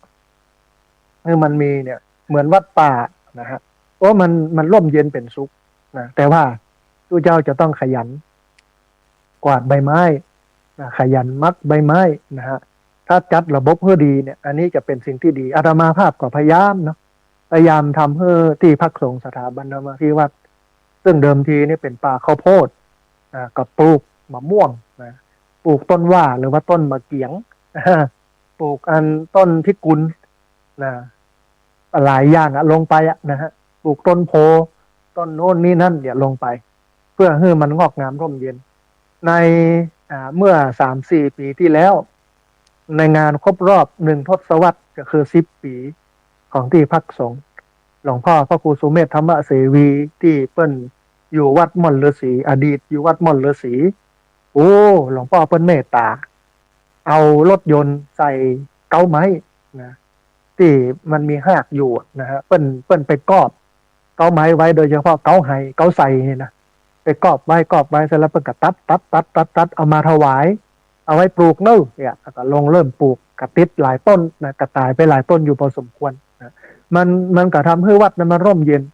ที่จริงเนี่ยมันต้องมีอย่างนักกับวัดมีกุฏิมีศาลาแล้วก็ปลูกต้นไม้เยอะๆมันจะเย็นนะฮะอันนี้ก็เป็นส่วนหนึ่งเนาะวัดควรเป็นศูนย์กลางทางสังคมและชุมชนวัดน่าจะต้องมีบทบาทในสังคมช่วยเหลือชุมชนเช่นศูนย์ให้คำปรึกษาศูนย์บรรเทาทุกข์ในยามวิกฤตเช่นน้ำท่วมโรคระบาดก็มาใจวัดที่พักสงฆ์สถาบันธรรมาภิวัตรในยุคโควิดแพร่ระบาดโดยเฉพาะหมู่บ้านศพเตินเป็นหมู่บ้านที่โควิดแพร่ระบาดอันดับหนึ่งของอำเภอวัดต้องปิดหมู่บ้านหลายวันน่าจะ7 วันหรือว่าประมาณ10 กว่าวันเนี่ยแล้วก็แยกชาวบ้านที่ติดโควิดร้ายแรงมาแบ่งออกเป็น2 ส่วนไม่ยิงก็อยู่ที่โรงเรียนในหมู่บ้านก็จ่ายขึ้นมาบนเพเป็น10นะฮะมาอยู่นี่ประมาณ7 วัน15 วันเนี่ยนะจนกระทั่งโควิดมันคลี่คลายลง2 จุ่มท่านผู้ฟังแล้วมีกระสานสั้นเซ็นมาเป็นลายอยู่3 ลาย2 ลาย5 ลายมาอยู่นี่ตลอดนะแถมพอในช่วงที่รัฐบาลเปิ้นเข้มเรื่องยาเสพติดเปิ้นไปยับเอาหมู่ที่เสพยานะฮะมาอบรมนะจำนวน15 วันต่อ1 รุ่นหนึ่งกับ30 คนนะ30 กว่าคน15 วัน2 รุ่นกับ60 คนนะเวลา1 เดือนนะมาอบรมที่วัดเนี่ยมานอนมากินมาอยู่ที่วัดเนี่ยนะฮะที่พักสงฆ์สถาบันธรรมาภิวัตรเนี่ยมันก็เลยวัดก็เลยช่วยเหลือชุมชนคำปรึกษาเป็นศูนย์บรรเทาทุกข์ในยามวิกฤตน้ำท่วมไฟไหม้โรคระบาดต่างๆเนี่ยอันหนึ่งวัดเองจะต้องเชื่อมโยงคนรุ่นใหม่กับศาสนามีโครงการที่ดึงเยาวชนให้เข้ามามีส่วนร่วมเช่นธรรมะในสื่อดิจิทัลมีค่ายธรรมะเชิงสร้างสรรค์ก็ดึงละอ่อนเข้าวัดเข้าวามาศึกษาเรียนรู้อย่างต่างๆหมดเนี่ยนะฮะเพราะฉะนั้นเนี่ยจะต้องวัดเองจะต้องเชื่อมโยงคนรุ่นใหม่นะให้กับศาสนานะฮะอันเนี้ยเป็นวัดที่มันเป็นศูนย์กลางของการศึกษาและปฏิบัติธรรมวัดเป็นศูนย์กลางทางสังคมและชุมชนนะฮะแล้วก็ อันหนึ่งวัดต้องโปร่งใสทันสมัยและบริหารจัดการดีโปร่งใสทั้งด้านการเงินพร้อมรับการตรวจสอบทั้งนี้เพื่อความน่าเชื่อถืออันเนี้ยที่จริงระบบวัดโดยพรบคณะสงฆ์เป็นทำไว้ดีคืออำนาจการเบิกจ่ายเงินการใช้เงินเนี่ยมีอยู่2 คนคือเจ้าอาวาสและวิยาวัจกรถ้าเจ้าอาวาสและวิยาวัจกรเนี่ยตามระบบเช่นได้เงินมาเอาเงินไปฝากไว้ในบัญชีของวัดนะฮะทีนี้จะเบิกมาใจมาซื้ออย่างเช็คราคาให้ดีก่อนก็เบิกมาตามจำนวนนั้นเมื่อไปซื้อแล้วขอบินเปิ้ลขอใบสำคัญรับเงินนะบินเปิ้ลเบิกมา 10,000 ซื้อก็จะต้อง 10,000 ใบสำคัญรับเงินนะหรือว่าบินก็จะต้อง 10,000 หรือถ้ามัน เบิกมาแล้วมันเหลือสตังค์เหลืออยู่ประมาณ 2,000 มามีบินก็จำเป็นต้องเอาไปเข้าบัญชีเดิมนะถ้า มันมีบินเนี่ยด้านโบฟังมันจะปลอดภัยตู้เจ้าพระสงฆ์ก็จะสบายบ่ต้องมาตุกเรื่องของปัญหาการเงินนะแต่ว่าจะต้องสรุปสิ้นเดือนมาจะต้องสรุปว่าเดือนนี้ได้มาเท่าใดจากไหนพ้องใครบริจาคใครตันเท่าใดเสร็จแล้วเอาไปซื้ออย่างพ้องมีบินกำกับอยู่เอาไปซื้อนั้นเต้าอี้ซื้อนี้เต้าอี้และมีบินนะกำกับกำกาไว้นะฮะมันก็จะง่ายต่อการจะสรุปสิ้นเดือนมานี่ก็สรุปเลยว่าเดือนนี้ได้มาเต้าอี้นะเดือนนี้จ่ายไปเต้าอี้เดือนนี้เหลือเต้าอี้เดือนนี้อุดตื่นเต้าอี้แค่เนี้ยนะถ้าทุกวัดทำมันก็จะเป็นง่ายนะสำหรับการดูแลและตรวจสอบที่พักสงฆ์สถาบันธรรมาภิวัตรบ่ได้เป็นนิติบุคคลแต่ว่าเป็นวัดเป็นที่พักสงฆ์ในพระพุทธศาสนาที่สำนักงานพุทธศาสนาแห่งชาติรับรองขึ้นทะเบียนไว้นะฮะ ว่าเป็นอันที่พักสงฆ์อยู่ในทะเบียนของสำนักงานพุทธศาสนาจังหวัดลำปางโดยระเบียบเนี่ยเปิ้ลมาต้องทำบัญชีนะวัดวาต่างๆเนี่ยประเดี๋ยวนี้ระเบียบของคณะสงฆ์เปิ้ลกำกับจะต้องทำนะฮะรายงานทุกเดือนโอ้หลายวัดหลายวาเมาหัวกันวุ่นวายน่าดูนะฮะเพราะว่าพระเองเนี่ยบ่ได้จบในเรื่องของการเงินการบัญชีแต่มันก็อยู่ว่ารูปไหนจะมีศักยภาพในการดึงลูกศิษย์ลูกหาญาติโยมมาช่วยอย่างอาตมาภาพเนี่ยตั้งกรรมการการเงินขึ้น4 คนเนี่ยจบบัญชีการเงินทั้งระดับปวสแล้วก็ระดับปริญญาตรีทั้งนั้นแล้วก็เป็นคนที่ผ่านการทำงานด้านการเงินมานะฮะเป็นบัญชีการเงินมันก็ง่ายสิ้นเดือนมาก็สรุปเนี่ยว่าเดือนนี้ ได้เก้าอี้จ่ายเก้าอี้เหลือเก้าอี้นะฮะเอาไว้ใจกับวัดเดือนนี้ได้มาเก้าอี้จ่ายไปเก้าอี้แต่ว่าตั้งแต่แปลงวัดมานี่แปลงที่พักสงฆ์มาเนี่ยบักเคยเหลือเลยท่านผู้ฟังมีน้อยมากมีอยู่เดือน2 เดือนแล้วมั้งเงินที่มันเหลือที่เหลือนี่จ่ายไปค่อนข้างจะเยอะนะฮะนักกว่าเงินที่ได้จ่ายกว่าเงินจ่ายนักกว่าเงินที่ได้นะปุดตื่นกูเดือนนะเขาก็จะหันอย่างเงี้ยแล้วก็เก็บหลักฐานไว้เวลาคณะสงฆ์เพิ่นจะมาดูแลตรวจสอบก็สบายนะฮะเพราะฉะนั้นเนี่ยการใส่ใจทางด้านการเงินการเงินมันโปร่งใสมันตรวจสอบได้มันน่าเชื่อถือเนี่ยเป็นสิ่งที่สำคัญอันที่สองนะวัดจะต้องบริหารงานอย่างเป็นระบบใช้หลักการบริหารองค์กรสมัยใหม่มีแผนพัฒนามีการกำหนดเป้าหมายที่มันชัดเจนว่าอย่างใดเป็นอย่างใดอย่างใดอย่างนะฮะ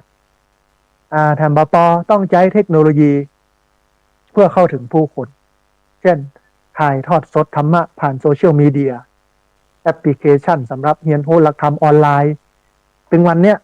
สถานีวิทยุนี่ง่ายมากเลยนะตอนนี้คณะนี้กำลังออกผ่านทาง LINE แอปพลิเคชันแล้วก็ออกทางสถานีวิทยุในสมัยมาเก่านี่นะจะต้องใช้โทรศัพท์โทรไปที่สถานีท่านผู้ฟัง โอ้ยมันสิ้นเปลืองสตังค์นะฮะพระนักจัดรายการไม่ใช่มีเงินเดือนก็ตอบแทนนะอาตมาภาพจัดรายการวิทยุมาตั้งแต่ปี2543ปี43จนพจน์บเดียวเนี่ยท่านผู้ฟังปี2543ที่เชียงใหม่นะฮะจนพจน์มาบเดียวเนี่ยคือบ่มีเงินเดือนเลยนันดีเจสถานีอื่นเนี่ยเพิ่นยังมีเงินเดือนนะ แต่ทุกเจ้าพระสงฆ์พระนักจัดรายการเนี่ยไม่มีนะทำหน้าที่อย่างท่านอาจารย์พระครูอภิวัฒนวิกรมโอ้มันต้องตื่นเจ้านะรายการตี 3มันจะตื่นกี่โมงต้องตี 2 ครึ่งตื่นมาเปิดเครื่องเปิดยั้งออกอากาศห้องญาติโยมโน่นนี่นั่น มาถึงวาระของรูปอื่นๆกับปล่อยให้เปิ้นดำเนินการไปแต่ว่าต้องมาคอยสลับเวลาเปิ้นอันจบรายการเปิ้นปิดเครื่องโทรศัพท์เปิ้นเนี่ยมันก็จะดังปื๊ดหน่อยจะต้องปรับเอานั่นใส่เอาบทสวดนี่ใส่เอาของไผ่ใส่มันเป็นเรื่องยุ่งยากมากเลยและยังดีว่าในจังหวัดลำปางเนี่ยณขณะนี้สถานีวิทยุพี่น้องที่ลำปางนะที่ฟังกันอยู่โดยเฉพาะในโซนในเวียงญาติโยมฟังสถานีวิทยุวัดบรรพตสถิตซึ่งกำลังตั้งสถานีใหม่ย้ายจากสถานีวิทยุวิทยาลัยสงฆ์นครลำปางเอามาไว้ที่วัดบรรพตสถิตแต่ขึ้นเดิม FM 106.50 เมกะเฮิรตซ์นะฮะที่ท่านผู้ฟังได้ฟังอยู่มันก็เป็นเรื่องง่ายก่อนที่จะมีโทรศัพท์แถมหรือว่ามีโทรศัพท์จะต้องไปสถานีท่านผู้ฟัง ไปจัดที่สถานีวุ่นนะไปบรรยายที่สถานีสมัยตะก่อน อาจารย์อยู่วัดร่ำเปิงตะโปธารามอำเภอเมืองจังหวัดเชียงใหม่สถานีอยู่ที่วัดสวนดอกจะต้องไปวัดสวนดอกสถานีอยู่ที่รดหนองฮ้อ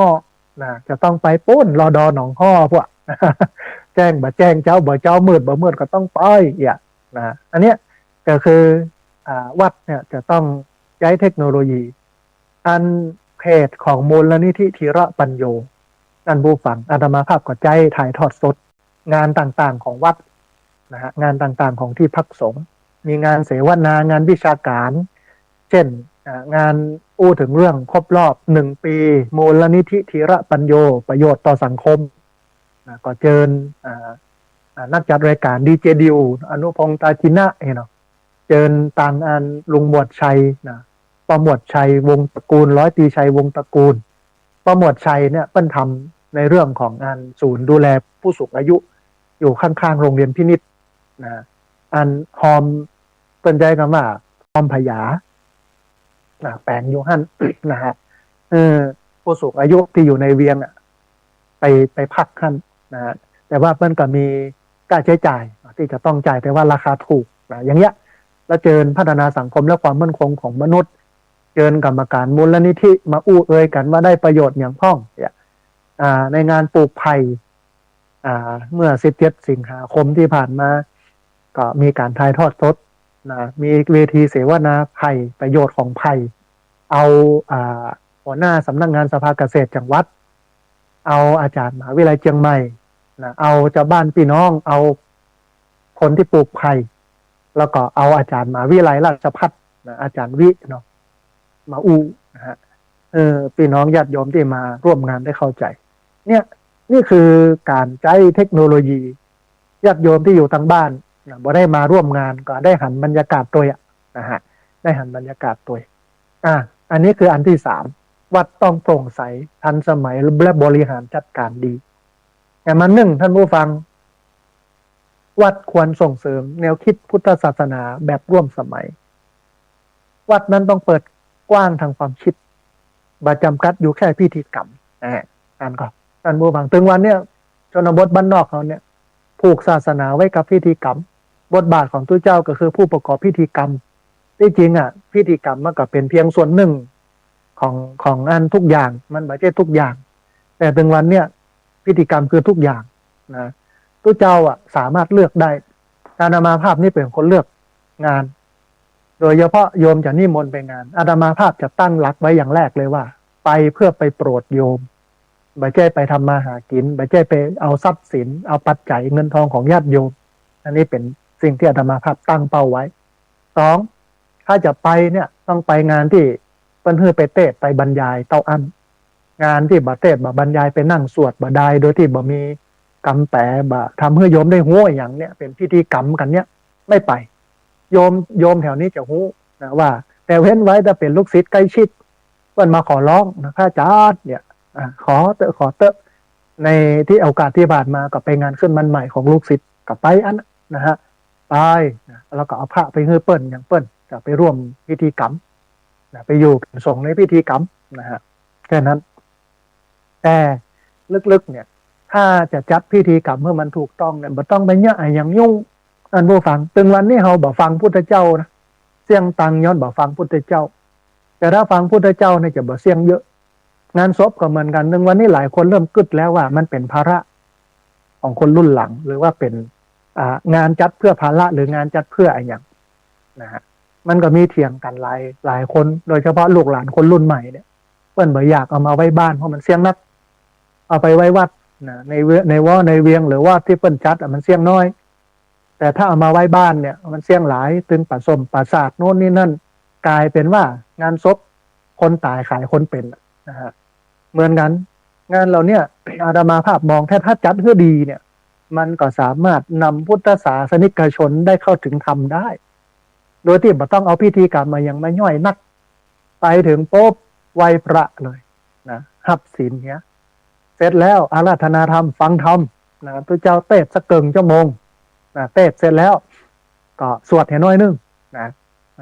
สวดให้น้อย 2-3 บท 4-5 บท 6 บท 7 บทก็ว่ากันไปหลังจากนั้นก็กล่าวคำถวายสังฆทานฉันเพลปอนศีลอย่างต่างๆนั่งสมาธิมันก็จบแล้วนี่ท่านผู้ฟังมันบ่ต้องไปเนี่ยอย่างให้มันลึกลับซับซ้อนย่อยตีนย่อยมือเสียเวลานะเวลาจัดงานพุทธเนี่ยมันก็ต้องเรียบง่ายมันก็จะต้องประหยัดมันก็จะต้องเป็นประโยชน์แบบนี้แต่ว่ามันก็ต้องไปกึดลึกแห่งว่าสังฆทานที่จะเอามาถวายบ่ควรจะไปซื้อคู่เหลืองต้องขอสุมาอภัยกับร้านค้าที่ขายคู่เหลืองนะเพราะว่าตู้เจ้าบ่ได้ใช้ประโยชน์กับคู่เหลืองเยอะคือคู่เหลืองเนี่ยตึงวันเนี่ยสังฆทานมันไม่มีคุณภาพครัวบ่ดีที่เปิ้นเอามาใส่ดูเหมือนพูน โอ้ดูเหมือนมันล้นออกมาแต่เปิดเข้าไปแต้เนี่ยตั้งปืนกับเป็นอันกระดาษหนังสือพิมพ์เนาะเป็นน้ำขวดโพลาริสใหญ่ๆเอามากั้นไว้หั่นนี่ก๊อกเนี้ยที่เหลือก็แปะแปะแปะทางบนกดเข้าอันซองอันเพราะว่าขิงเป็นซองเลยเนาะกล่องจัดใหญ่เปิดมามีซองเดียวเตียนนะทูบเทียนปัดต้อแกะมามีเกิงเดียวอันเนี้ยคือสิ่งที่พระต้องพูดนะฮะคือสิ่งที่โยมต้องหูเพราะฉะนั้นเนี่ยมันก็ต้องมองทะลุว่าอ๋อสังฆทานที่เราจะต้องจัดต้องทำเนี่ยต้องเป็นสังฆทานที่มันเป็นสังฆทานแท้ๆความหมายของสังฆทานคือทานแก่สงฆ์การให้แก่สงฆ์เอาไปให้พระใจทีนี้เมื่อเอาไปให้พระใจแล้วเนี่ยมันก็ต้องมองถึงว่าพระเป็นใจอย่างไม่ใช่ใจอะไรอย่างก็ต้องไปพอมันก็เกื้อกูลกันว่าถ้าคุณไปวัดบ่อยคุณจะเป็นคนฉลาดในเรื่องของการถวายทานแต่ถ้าคุณบอกค่อยเข้าวัดเลยนะเมินนานต่ำพึงต่ำพังเตื้อหนึ่งเช่นงานวันเกิดงานวันตายของญาตินะรวมไปจนถึงงานหมอดูเจ้าทรงเปิ่นตักเปิ่นตายว่าต้องไปสะเดาะเคราะห์สะเดาะน้ำไปถวายสังฆทานเนอะเราถึงจะไปถึงวันนี้นะมันเป็นอย่างนั้นนะก่อนมาหิ้วคู่เหลืองเข้ามาเพราะฉะนั้นเนี่ยสังฆทานเราสามารถแต่งได้สังฆทานคือของที่ไปถวายแก่สงฆ์ข้าวถ้วยกล้วยผลก็เป็นสังฆทานแต่เวลาเอาของไปถวายแก่สงฆ์บ่ต้องไปคิดถึงคนตายนะว่าเปิ้นกินเปิ้นมักอะไรอย่างต้องไปมองที่พระพุทธว่าเปิ้นใจได้บ่ได้อย่างใดอันนี้คือความหมายสูงสุดของมันอย่างเงี้ยนะฮะนอกจากนั้นส่งเสริมศาสนาเชิงปัญญามีการตั้งคำถามมีการหาคำตอบคนที่มาเรียนนักเรียนโรงเรียนผู้สูงอายุนะอาตมาภาพจะสอนเรื่องพวกนี้ทั้งหมดสอนเรื่องพิธีกรรมจุดธูปเทียนเป็นกู้คน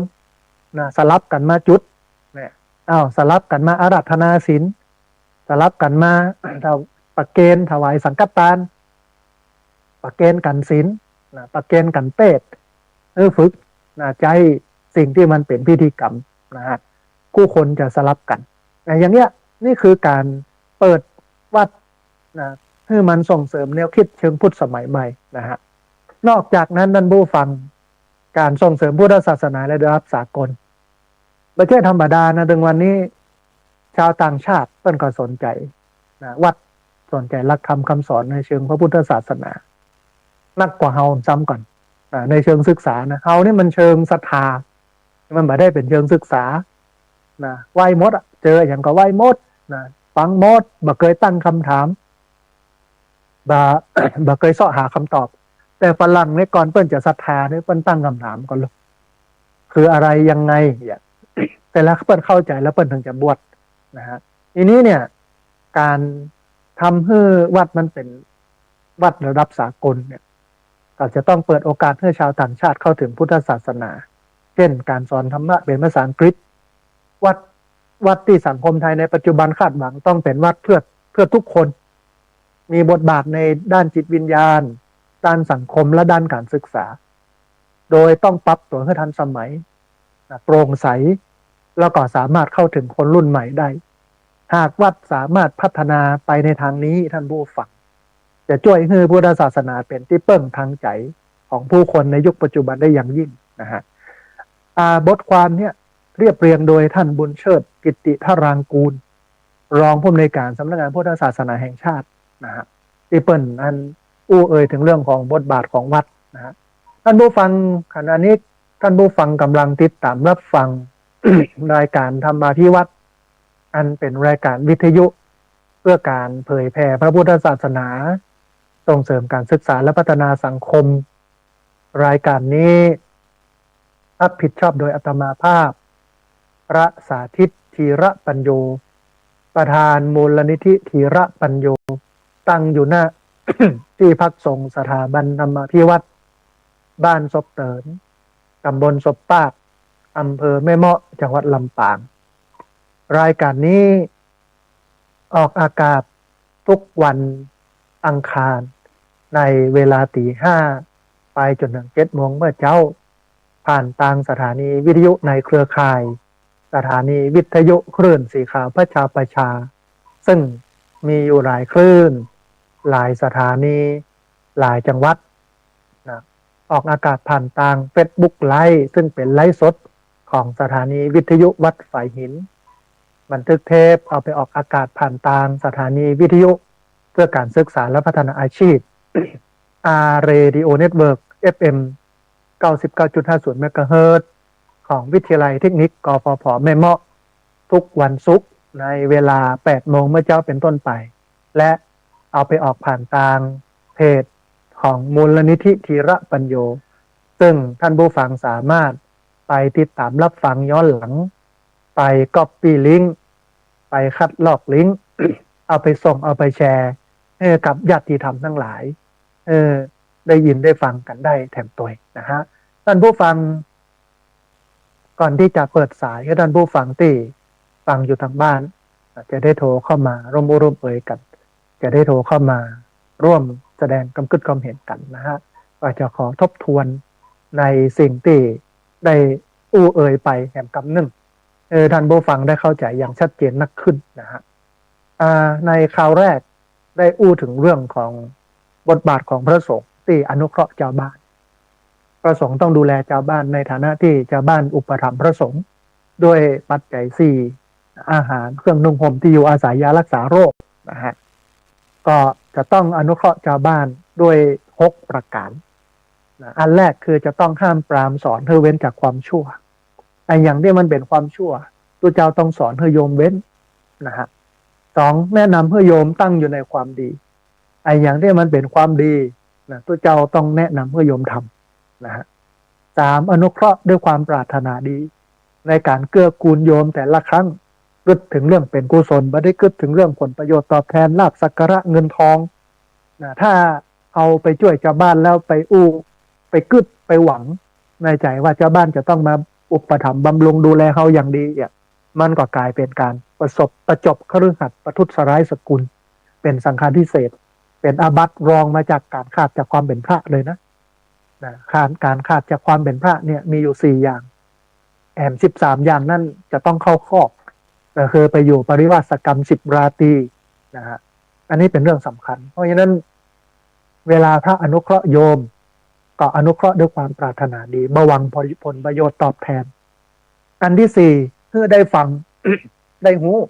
ในสิ่งที่บ่เคยหูบ่เคยฟังอันที่5ชี้แจงอธิบายทำสิ่งที่เคยฟังแล้วเพื่อเข้าใจแจ่มแจ้งอันที่6บอกทางสวรรค์สอนวิธีดำเนินชีวิตเพื่อประสบความสุขความเจริญอันนี้คือบทบาทหน้าที่ของตัวเจ้าพระสงฆ์ที่จะต้องกระทำต่อชาวบ้าน6ประการทีนี้ท่านผู้ฟังมาดูกิจการคณะสงฆ์6ด้านคณะสงฆ์ไทยเนี่ยมีหน้าที่ที่สำคัญในการดำรงรักษาและก็เผยแพร่พระพุทธศาสนาดำรงตั้งมั่นในสังคมไทยโดยการบริหารงานของคณะสงฆ์ได้กำหนดภารกิจไว้6ด้านนะครับ6ด้านเนี่ย มันอยู่ตามกรอบของพระราชบัญญัติคณะสงฆ์ปี2505แล้วก็แก้ไขเพิ่มเติมแล้วก็อยู่ในกรอบของอันสำนักงานพุทธศาสนาแห่งชาตินะฮะ6ด้านมีอย่างข้องด้านแรกคือด้านการปกครองด้านนี้นะเป็นด้านที่พระสงฆ์จะต้องดูแลความเรียบร้อยของคณะสงฆ์มันเป็นไปตามพระธรรมวินัยนะฮะอย่างกรณียกตัวอย่างมีสำนักสงฆ์หนึ่งซึ่งไปตั้งอยู่ที่จังหวัดสระบุรีตั้งโดยที่บ่ได้ขออนุญาตจากเจ้าคณะแล้วก็สำนักงานพระพุทธไม่อนุญาตให้ตั้งก็เป็นสำนักสงฆ์เถื่อนทีนี้เมื่อเป็นสำนักสงฆ์เถื่อนเนี่ยเมื่อคณะสงฆ์ทราบคณะสงฆ์จะต้องย้ายสั่งเพื่อพระที่อยู่ในสำนักสงฆ์นั้น พลิกไปยังสังกัดเดิมไปรายงานตัวที่สังกัดเดิมถ้าสังกัดเดิมมารับไม่รับเข้าสังกัดและวัดอื่นๆมารับเข้าสังกัดก็จำเป็นต้องลาสิกขาถึงแม้จะมาได้ขาดจากปาราชิก4แต่ว่าโดยกฎหมายถือว่าเป็นผู้เล่ร่อนแต่ถ้ามาถึงเรื่องธรรมวินัยมันก็บักเข้าองค์ประกอบธรรมวินัยนะข้อนี้ปาราชิก4เนี่ยแต่เป็นเรื่องของบ้านเมืองเรื่องของความเรียบร้อยเรื่องของการระบุตัวตนระบุที่อยู่เพื่อชื่อชัดนะฮะมันก็เลย ขัดวินัยนิดหน่อยแต่มันเป็นประโยชน์ต่อบ้านเมืองนะฮะอันเนี้ยอันแรกกำกับดูแลพระภิกษุสามเณรให้ประพฤติตามพระธรรมวินัยอันที่สองบริหารคณะสงฆ์ตามระดับขั้นผู้ช่วยเจ้าวาดรองเจ้าวาดเจ้าอาวาสเจ้าคณะตำบลเจ้าหน้าอำเภอเจ้าหน้าจังหวัดเจ้าคณะภาคเจ้าคณะหนมหาเถรสมาคมอันที่สามพิจารณาอธิกรณ์คดีสงฆ์ที่จริงพระสงฆ์เมื่อเกิดคดีความขึ้นมาเนี่ยจะต้องมีคณะสงฆ์เข้ามาระงับอธิกรณ์แต่ว่าถึงวันนี้สังคมโลกบอกไว้ใจคณะสงฆ์นะก็ต้องใจสื่อใจอย่างต่างๆเข้ามาเพื่อมันเกิดความยุติธรรมมันก็เป็นอย่างนั้นจริงนะเพราะว่าพระสงฆ์เมื่ออยู่นานมีบารมีมีลูกศิษย์ลูกหานะเวลาทำพิษอย่างเนี้ยก็ถูกปกป้องนะจะต้องใจสื่อเข้ามาแฉมาตีมันถึงจะได้นะฮะอันเนี้ยอันนึงแต่มันก็คือแต่งตั้งโยกย้ายแล้วก็กำกับติดตามตำแหน่งพระสังฆธิการนะดูแลกิจการของวัดให้มันถูกต้องตามระเบียบเป้าหมายของการปกครองก็คือรักษาความเป็นระเบียบของคณะสงฆ์นะฮะแต่มันนั่นคือการศึกษาการจัดการศึกษาพระธรรมวินัยสำหรับพระภิกษุสามเณรบอกว่าจะเป็นนักธรรมตรีโทเอกบอกว่าจะเป็นการศึกษาบาลี ภาษาบาลีปรริญญาธรรมประโยค 1-2 ถึงประโยค 9มีโรงเรียนพระปริยัติธรรมนะที่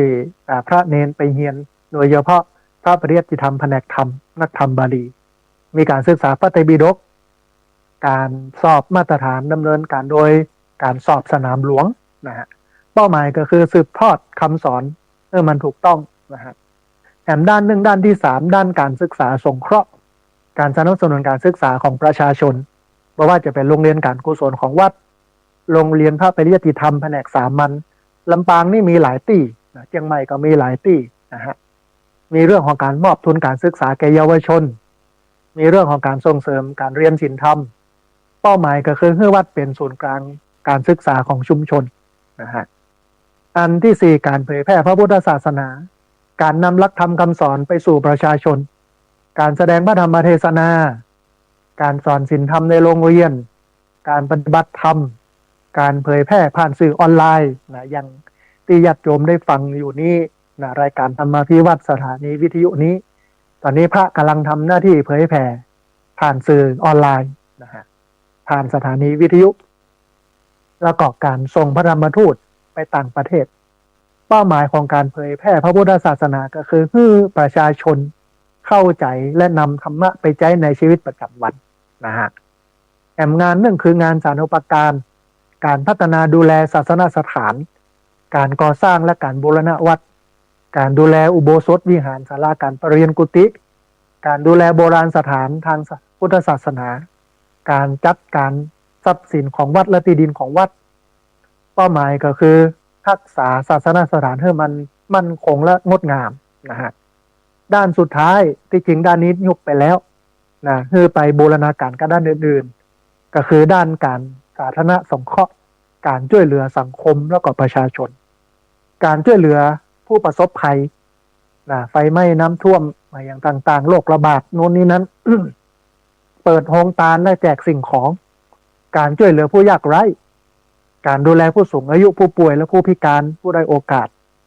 เป้าหมายก็คือพุทธศาสนาเป็นประโยชน์ต่อสังคมนะฮะอันนี้คืองานทั้ง6หลักนะฮะทีนี้ บทบาทของวัดที่สังคมคาดหวังอันแรกคือวัดควรเป็นศูนย์กลางการศึกษาและปฏิบัติธรรมวัดต้องเป็นพื้นที่เรียนรู้หลักธรรมไม่ใช่แค่การสอนแบบดั้งเดิมแต่ต้องมีหลักสูตรที่มันทันสมัยนะฮะส่งเสริมการปฏิบัติธรรมในชีวิตประจำวันเจริญสติในชีวิตประจำวันเปิดกว้างสำหรับทุกเพศทุกวัยไม่จำกัดเฉพาะผู้สูงอายุคนหนุ่มคนก่ำก็ควรเข้ามานะฮะ อันที่2วัดเป็นศูนย์กลางทางสังคมและชุมชนเป็นสถานที่ที่ทุกคนรู้สึกเป็นส่วนหนึ่งไม่ใช่แค่เป็นที่พึ่งทางใจแต่เป็นบ้านทางด้านจิตวิญญาณที่ต้อนรับทุกคนมีบทบาทในสังคมช่วยเหลือชุมชนเป็นศูนย์ให้คำปรึกษาศูนย์บรรเทาทุกข์ในยามวิกฤตน้ำท่วมไฟไหม้โรคระบาดเชื่อมโยง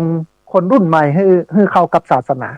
มีโครงการที่ดึงเยาวชนให้เข้ามามีส่วนร่วมเช่นธรรมะในสื่อดิจิทัลค่ายธรรมะเชิงสร้างสรรค์นะฮะ อันที่สามวัดต้องโปร่งใสทันสมัยและบริหารจัดการดีนะโปร่งใสทั้งด้านการเงินพร้อมรับการตรวจสอบนะเพื่อความน่าเชื่อถือเพื่อความโปร่งใสยุติธรรมมีธรรมาภิบาลบริหารงานเป็นระบบใช้หลักบริหารแบบองค์กรสมัยใหม่มีแผนพัฒนามีการกำหนดเป้าหมายที่มันชัดเจนใช้เทคโนโลยีเพื่อดึงผู้คนเข้าวัดหรือใช้เทคโนโลยีเพื่อให้ธรรมะเข้าถึงผู้คนถ่ายทอดธรรมะผ่านโซเชียลมีเดียแล้วก็แอปพลิเคชันสำหรับเรียนรู้ธรรมะออนไลน์นะฮะและอันสุดท้าย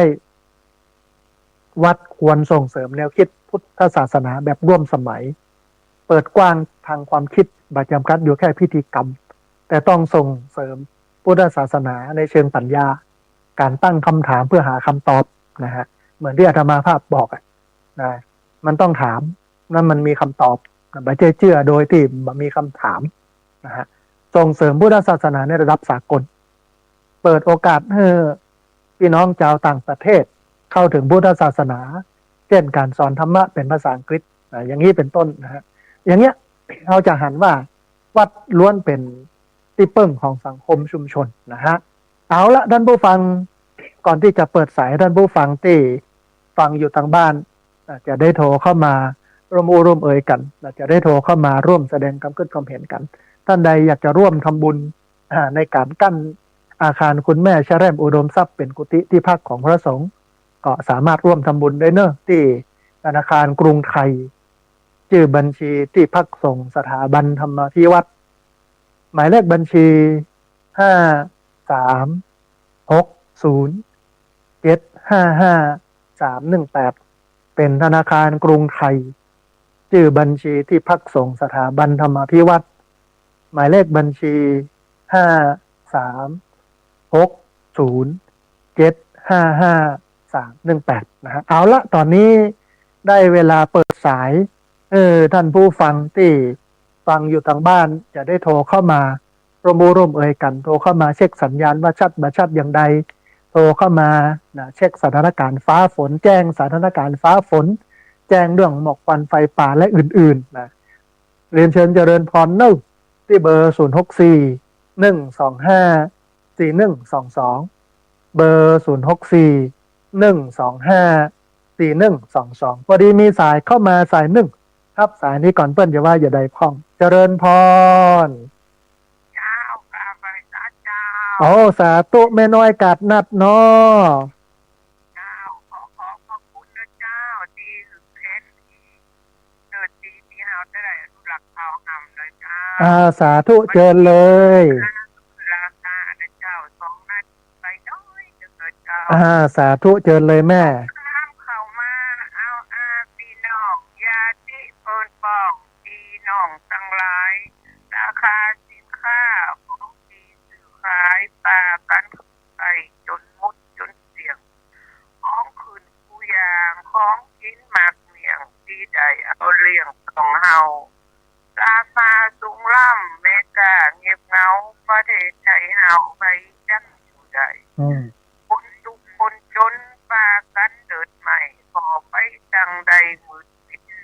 มีแต่ธรรมะพอหน้าจะสิเอาเป็นไม่ไต่น้ำตางเจอกรรมพุทธะละปล่อยว่างขอจักน้ำตางสดใสเป็นปล่อย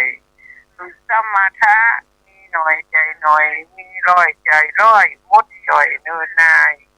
ก็จะซื้อสังพี่น้องทั้งหลายปากันอดใจเอาไว้ของเจ้าประหยัดกันไว้3 ห่อกระเป๋าว่านักหรือเบาเฮาซ้อมดูของต่างประเทศที่มันโดยรู้คงเป็นดูอย่าไปเข้าใกล้ไทยช่วยไทยเงินข้ามบาทไทยบ่ไหลออกไปเนินเจ้าของขึ้นราคารวมถึงกับข้าวน้ำมันเนินเจ้าของขึ้นราคาทุกพลาสติกนั่งว่องเข็มกล้าของขึ้นราคาเนินเจ้าเอาเป็นคนไทยหัวใจของเฮาของนอกกระเจ้าราคามันเป็นมาเดี๋ยวนี้นะไผบ่แย่งของถูกของแป้งบ่แย่งแล้วเจ้าเพราะมีเงินได้ซื้อกับข้าวพอใจแล้วเจ้าเดินนายพัก ขอเอากายขอกินกันไปเดินนายเจ้าค่ะ ประเทศไทยเฮาของขึ้นราคาก็ยังดีกว่ากาซาดเด้อเจ้า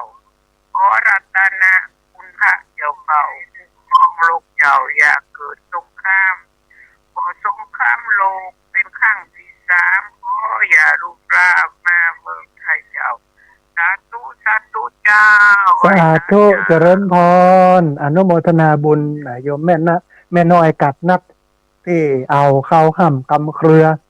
ถึงเรื่องของวิกฤตสงครามน้ำมันอะไรอย่างต่างๆมา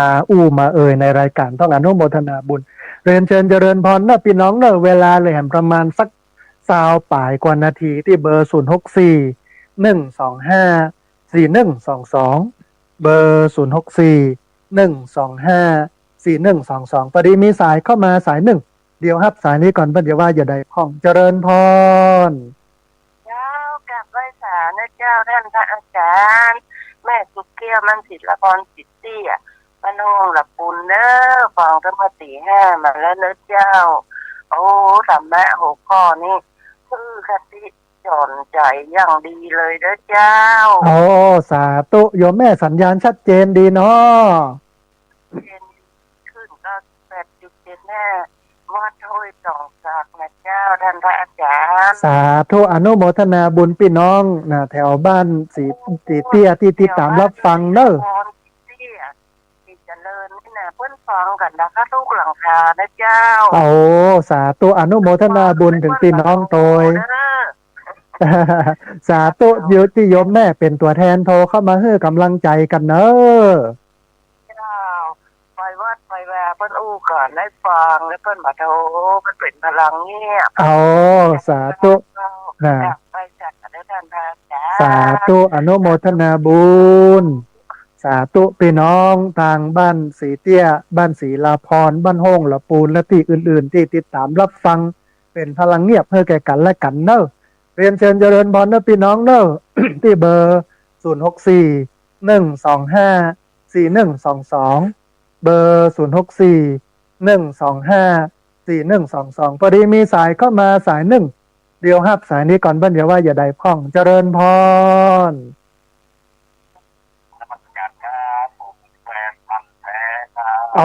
สาธุคุณโยมจากอำเภอแม่ริมเนาะครับผมใช่แล้วครับสัญญาณเป็นในพ้องคุณโยมชัดเจนดีก็ชัดเจนดังไก่เลยครับ104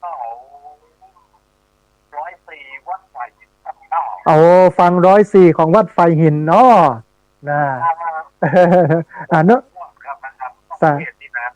สาธุอนุโมทนาบุญกับคุณโยมที่บ่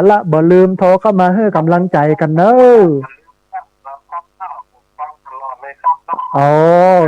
สาธุอนุโมทนาบุญกับคุณโยมสาธุเจริญพร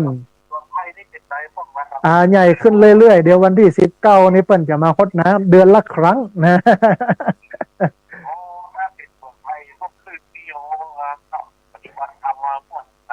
แฮม2 ปีอดเอาเด็ดสบายแล้วโยมอนุโมทนาบุญกับคุณโยมเนอะสาธุเจริญพรสาธุอนุโมทนาบุญเจริญพร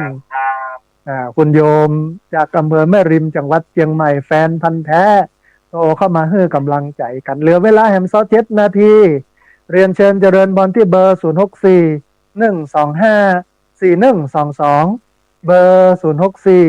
125 4122พอดีมีสายเข้ามาสายหนึ่งเดี๋ยวครับสายนี้ก่อนเปิ้นจะว่าอย่าใดพ้องเจริญพรสาธุสาธุแม่นิตยาจินดาปลูกเนาะสาธุตะวานี่ร่วมทำบุญมาเนาะ400 บาทอนุโมทนาบุญ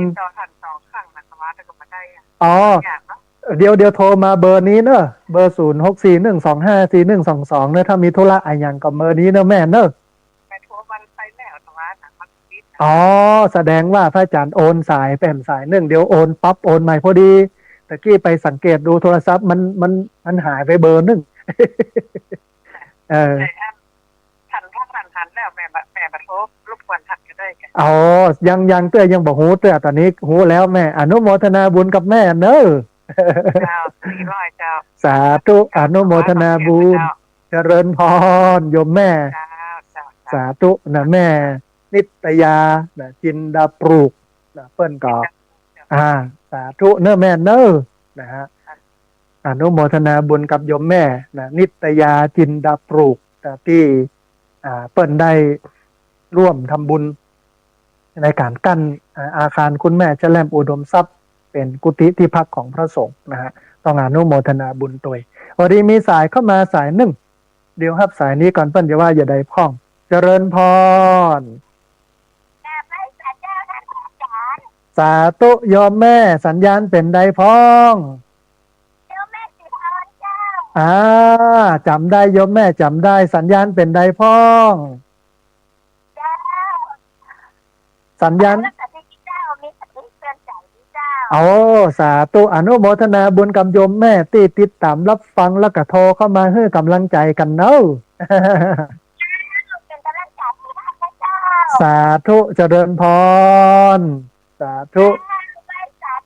อนุโมทนาบุญกับโยมแม่นะฮะที่โทรเข้ามาให้กำลังใจกันเวลาพอที่จะเหลืออยู่ประมาณ27 นาทีเนาะพี่น้องที่ติดตามรับฟังนะที่เบอร์0641254122เบอร์0641254122พอดีมีสายเข้ามาสายหนึ่งเดี๋ยวครับสายนี้ก่อนเปิ้นจะว่าอย่าได้พ้องเจริญพรสาธุเอาแม่เพนเนาะสัญญาณเป็นใดพ้อง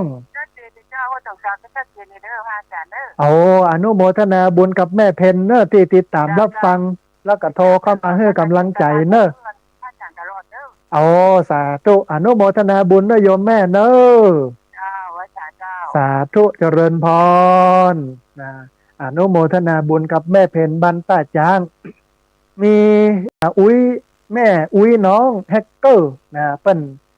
ตักมาในแชทของ Facebook ว่ากราบนมัสการท่านอาจารย์เจ้า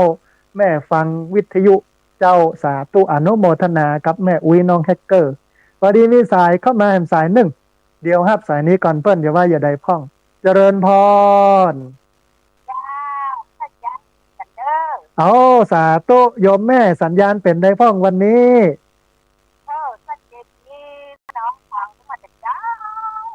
แม่น้อมตาจางเนาะสัญญาณชัดเจนดีเนาะแม่เนาะนะเนื้อหาสาระกับพอได้พอม่วน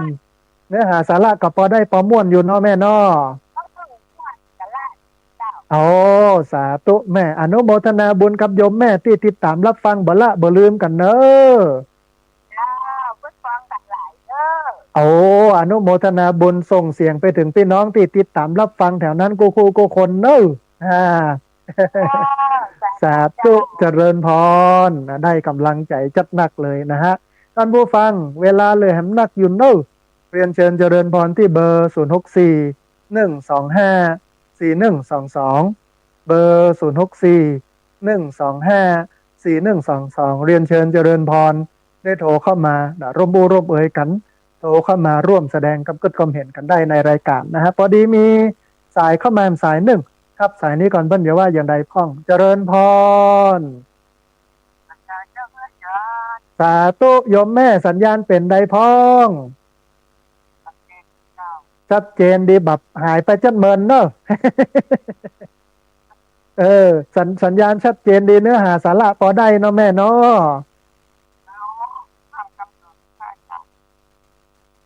ฟังแล้วมันม่วนใจดีเนาะแม่เนาะนะอนุโมทนาบุญกับแม่ที่โทรเข้ามาให้กำลังใจกันเนอะสาธุโยมแม่อนุโมทนาโยมแม่โทรเข้ามาให้กำลังใจกันเรียนเชิญเจริญพรเนอะท่านผู้ฟังเนอะที่เบอร์0641254122เบอร์0641254122พอดีมีสายเข้ามาสายหนึ่งเดี๋ยวครับสายนี้ก่อนเปิ้นอย่าว่าอย่าได้พ้องเจริญพร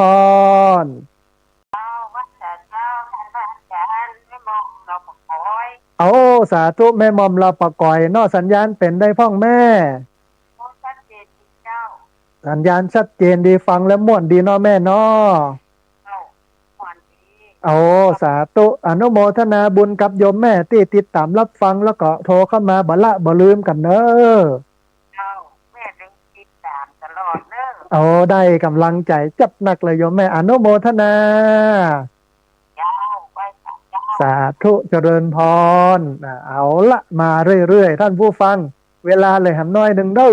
ที่เบอร์0641254122เบอร์0641254122พอดีมีสายเข้ามาสายหนึ่งเดี๋ยวครับสายนี้ก่อนเปิ้ลอย่าว่าอย่าได้พ่องเจริญพรไปเจ้าสาธุมาแล้วแม่น้อยนะแม่น้อยบ้านตาโทกแม่น้อยจะถูกว่าจำได้สัญญาณเป็นได้พ่อแม่ชัดเจนเนาะชัดเจนดีแล้วก็เย็นเนอะอากาศเย็นต้องรักษาสุขภาพเนอะแม่เนอะช่วงนี้นะรักษาสุขภาพแม่ก็ยังว่าปัจจุบันก็เป็นคนรุ่นกันแล้วบ่เป็นอย่างแม่ของเฮ้อใจมันบอกพิการนะใจมันแข็งแรงนะมันต้องสู้นะโยมแม่เนาะแม่กับเสียวเต็มในบ้านเนี่ยใจแข็งแล้วนะขอเฮ้ออย่างอี้พอคือโยมแม่ใจสู้ๆเนาะนะรักษาเอาถึงมันเนี่ยร้อนมันออกได้เจอพญานาคเลยดีนะที่ยังมีวิทยุเป็นมิตรคู่เรือนเป็นเพื่อนคู่ใจเนาะเจ้าอยู่กับวิทยุถึงวันนี้ดีละเอาวิทยุเนี่ยเป็นมิตรคู่เรือนเป็นเพื่อนคู่ใจนะอนุโมทนาบุญกับโยมแม่จันนักนะมันยังว่าส่วนของนี้หลวงสอนยังท่านได้ประโยชน์นะแม่เนาะเราจะไปละไปลืมกันนะติดตามกันตลอดนะแม่เนอะแม่ถ้าว่าบุญแม่บอกนี้แต่เราไม่ได้ยินเสียงนะเอาตามนะบุญนะยังแข็งแรงอยู่ได้แฮมเบิร์นสู้ๆโยมแม่เนอะสาธุแม่ได้80 อนุโมทนาอายุยืนยังได้ต้องรักษาสุขภาพเนอะแม่เนอะนะเอาละเป็นกำลังใจเลยท่านเนอะได้กำลังใจจัดหนักโยมแม่อนุโมทนาบุญส่งใจไปนะส่งใจมาเนอะนะอนุโมทนาบุญกับโยมแม่เนอะสาธุ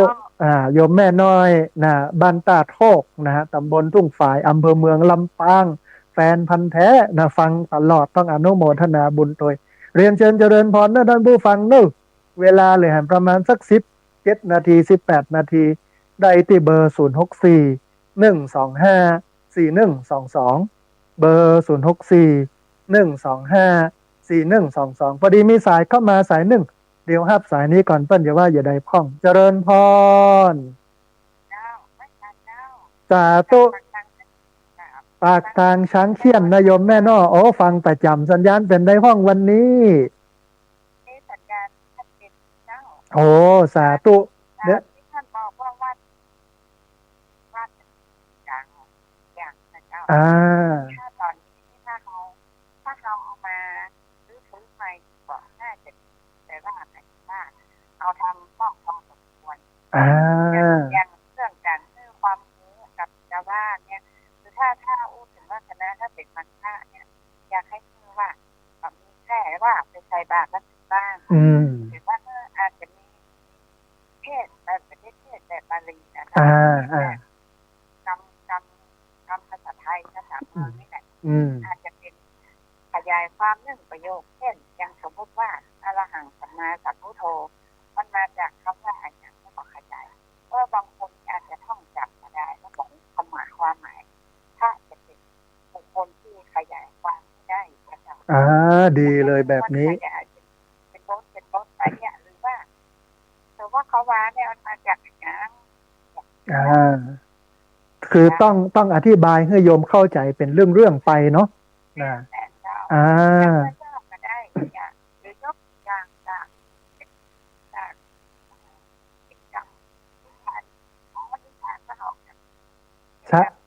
ดกชาดกก็ได้พุทธการอย่างพุทธจะได้อย่างพุทธไปเจออย่างเข้าใจง่ายเรา แต่ถ้าเป็นกำเมืองบะเก่าโบราณแท้ๆเนี่ยฟังเข้าใจยากเนาะแม่อ่าแม่เจ้าสาธุอนุโมทนาบุญนะโยมแม่จากปากทางช้างเชี่ยนโตเข้ามาแนะนำว่าเนี่ย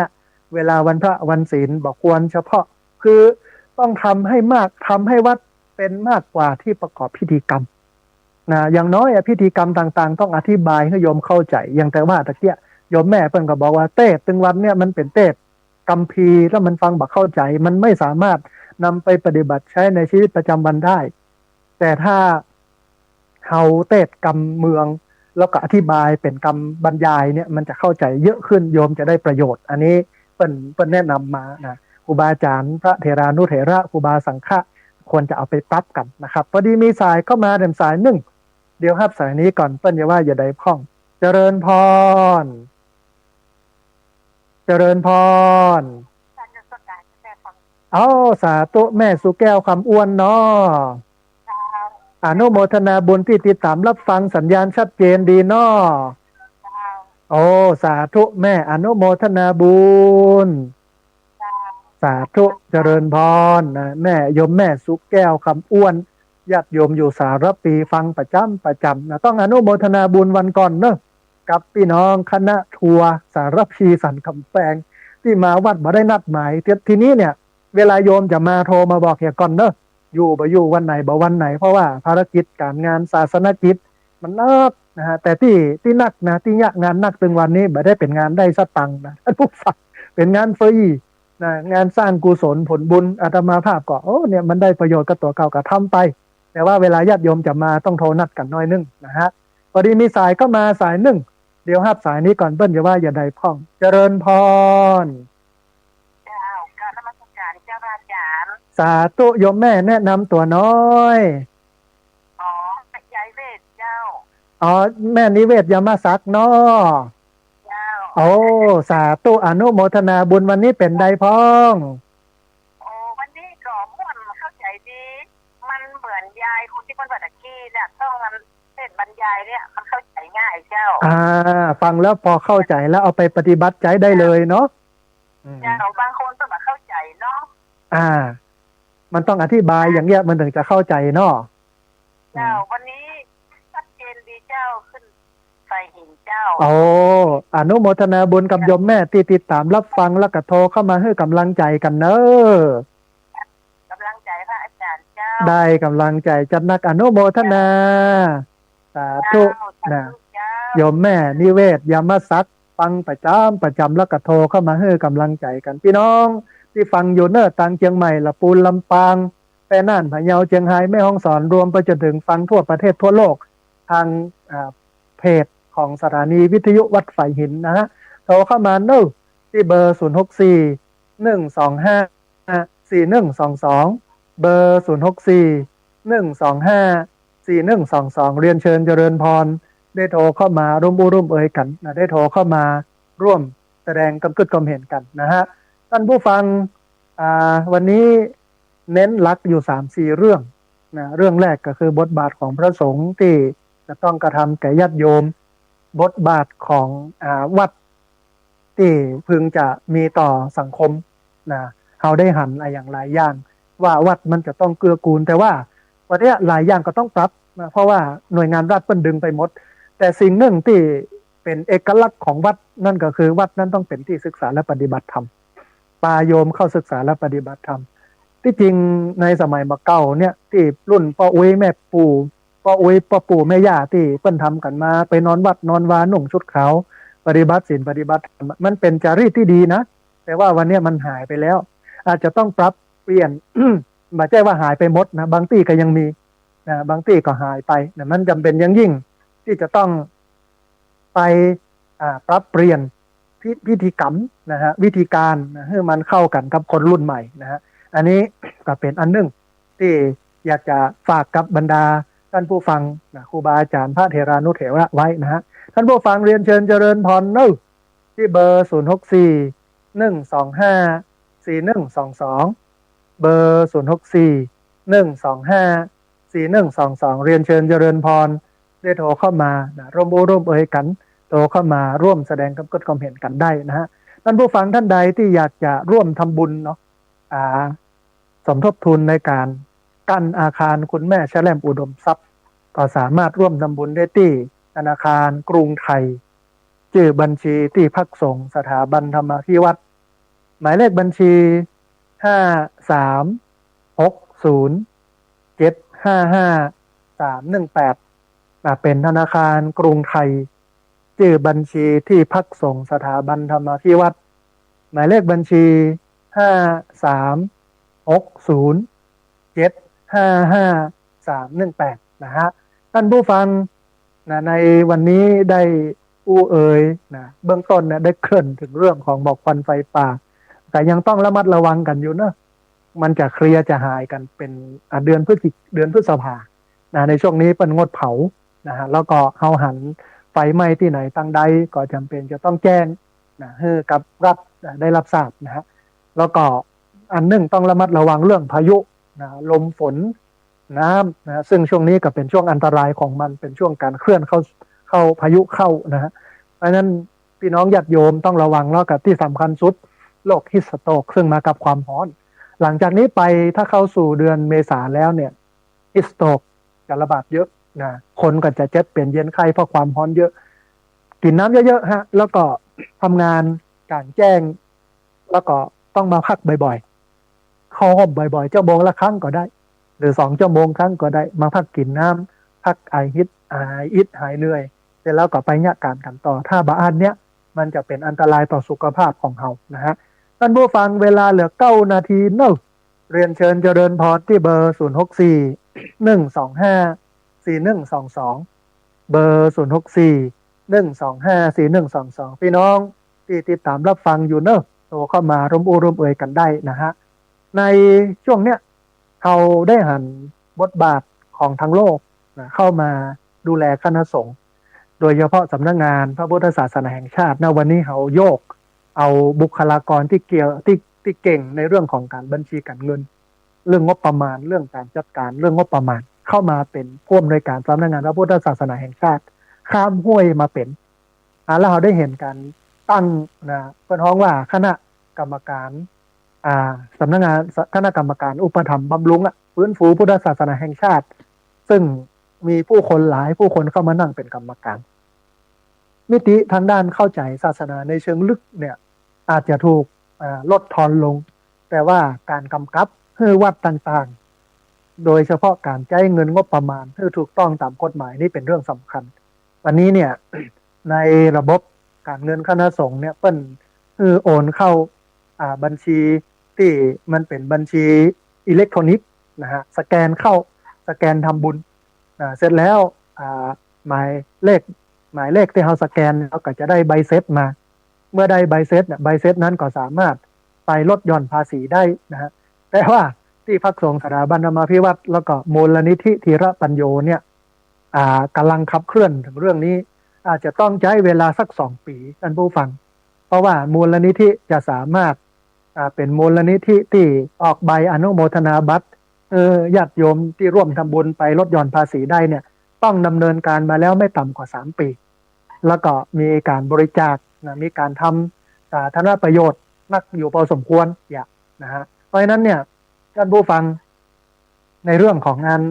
การ ทำบุญผ่านตังมูลนิธิก็ดีผ่านตังสถาเพจผ่านตังที่พักสงฆ์ก็ดีในช่วงเนี้ยยังบ่มีใบอนุโมทนาบัตรให้ที่เอาไปลดหย่อนภาษีแต่ว่าเป็นอัน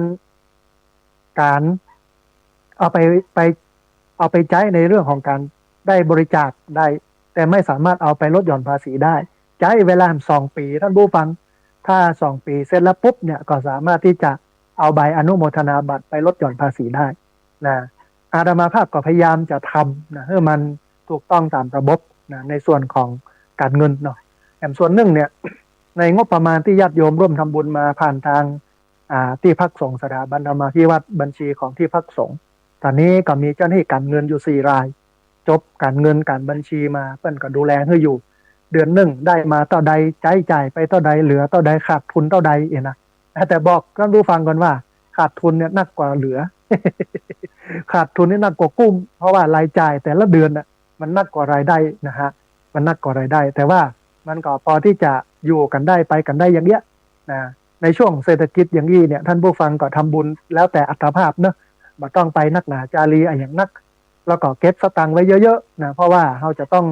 เป็นอย่างนี้อยู่แหมประมาณสัก 2-3 ปีถ้าในช่วงแหม5-6 เดือนญาติโยม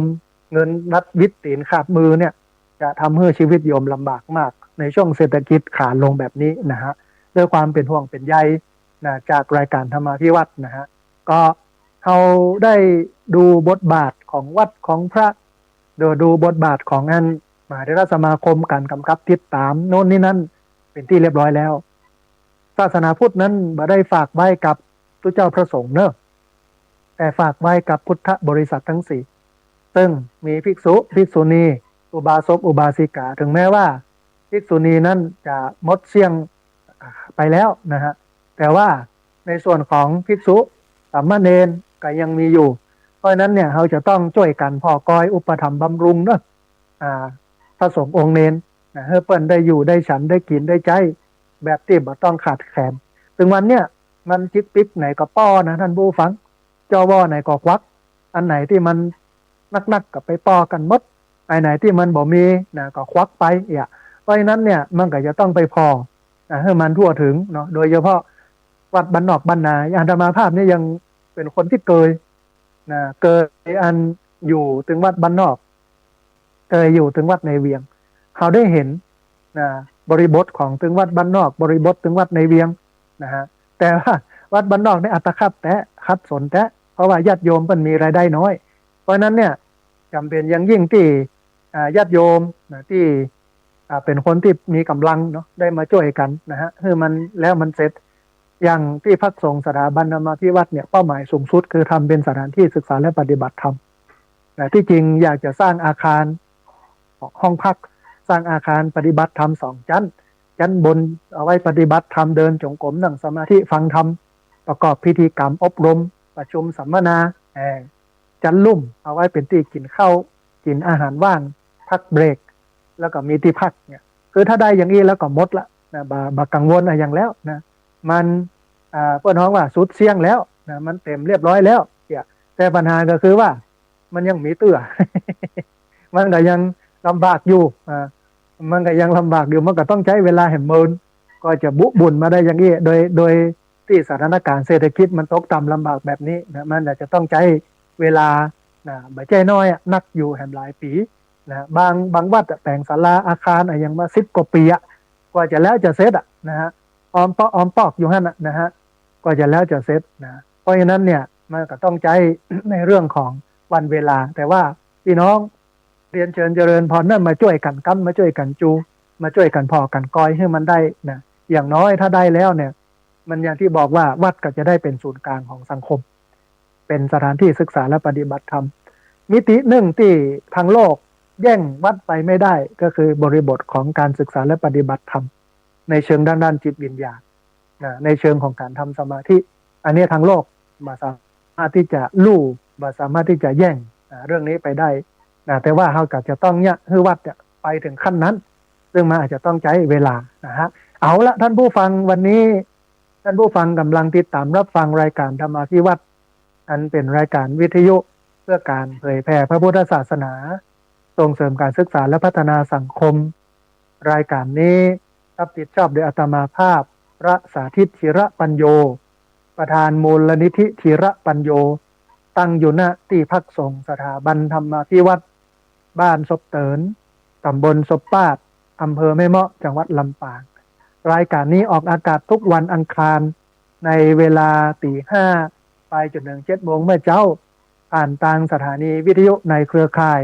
สถานีวิทยุคลื่นสีขาวพระชาวประชาซึ่งมีอยู่หลายคลื่นหลายสถานีต้องเอารายการนี้จากลาท่านผู้ฟังทั้งหลายไปก่อนวันนี้กราบขอบพระคุณครูบาอาจารย์พระเถรานุเถระครูบาสังฆะที่เคารพอย่างสูงทุกรูปอนุโมทนาบุญกับญาติโยมทุกคนทุกท่านที่ติดตามรับฟังแล้วก็ทุกเสียงทุกสายที่โทรเข้ามาให้กำลังใจต้องขออนุโมทนาบุญขออภัยกับญาติโยมที่โทรเข้ามาแล้วบัดติดโทรเข้ามาแล้วบัดได้รับสายวันนี้สัพพะพุทธานุภาเวนะด้วยเดชเดชะอนุภาพของพระพุทธเจ้า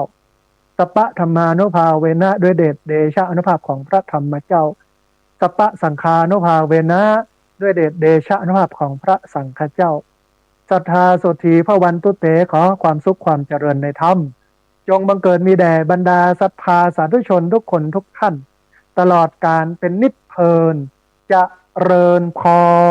ร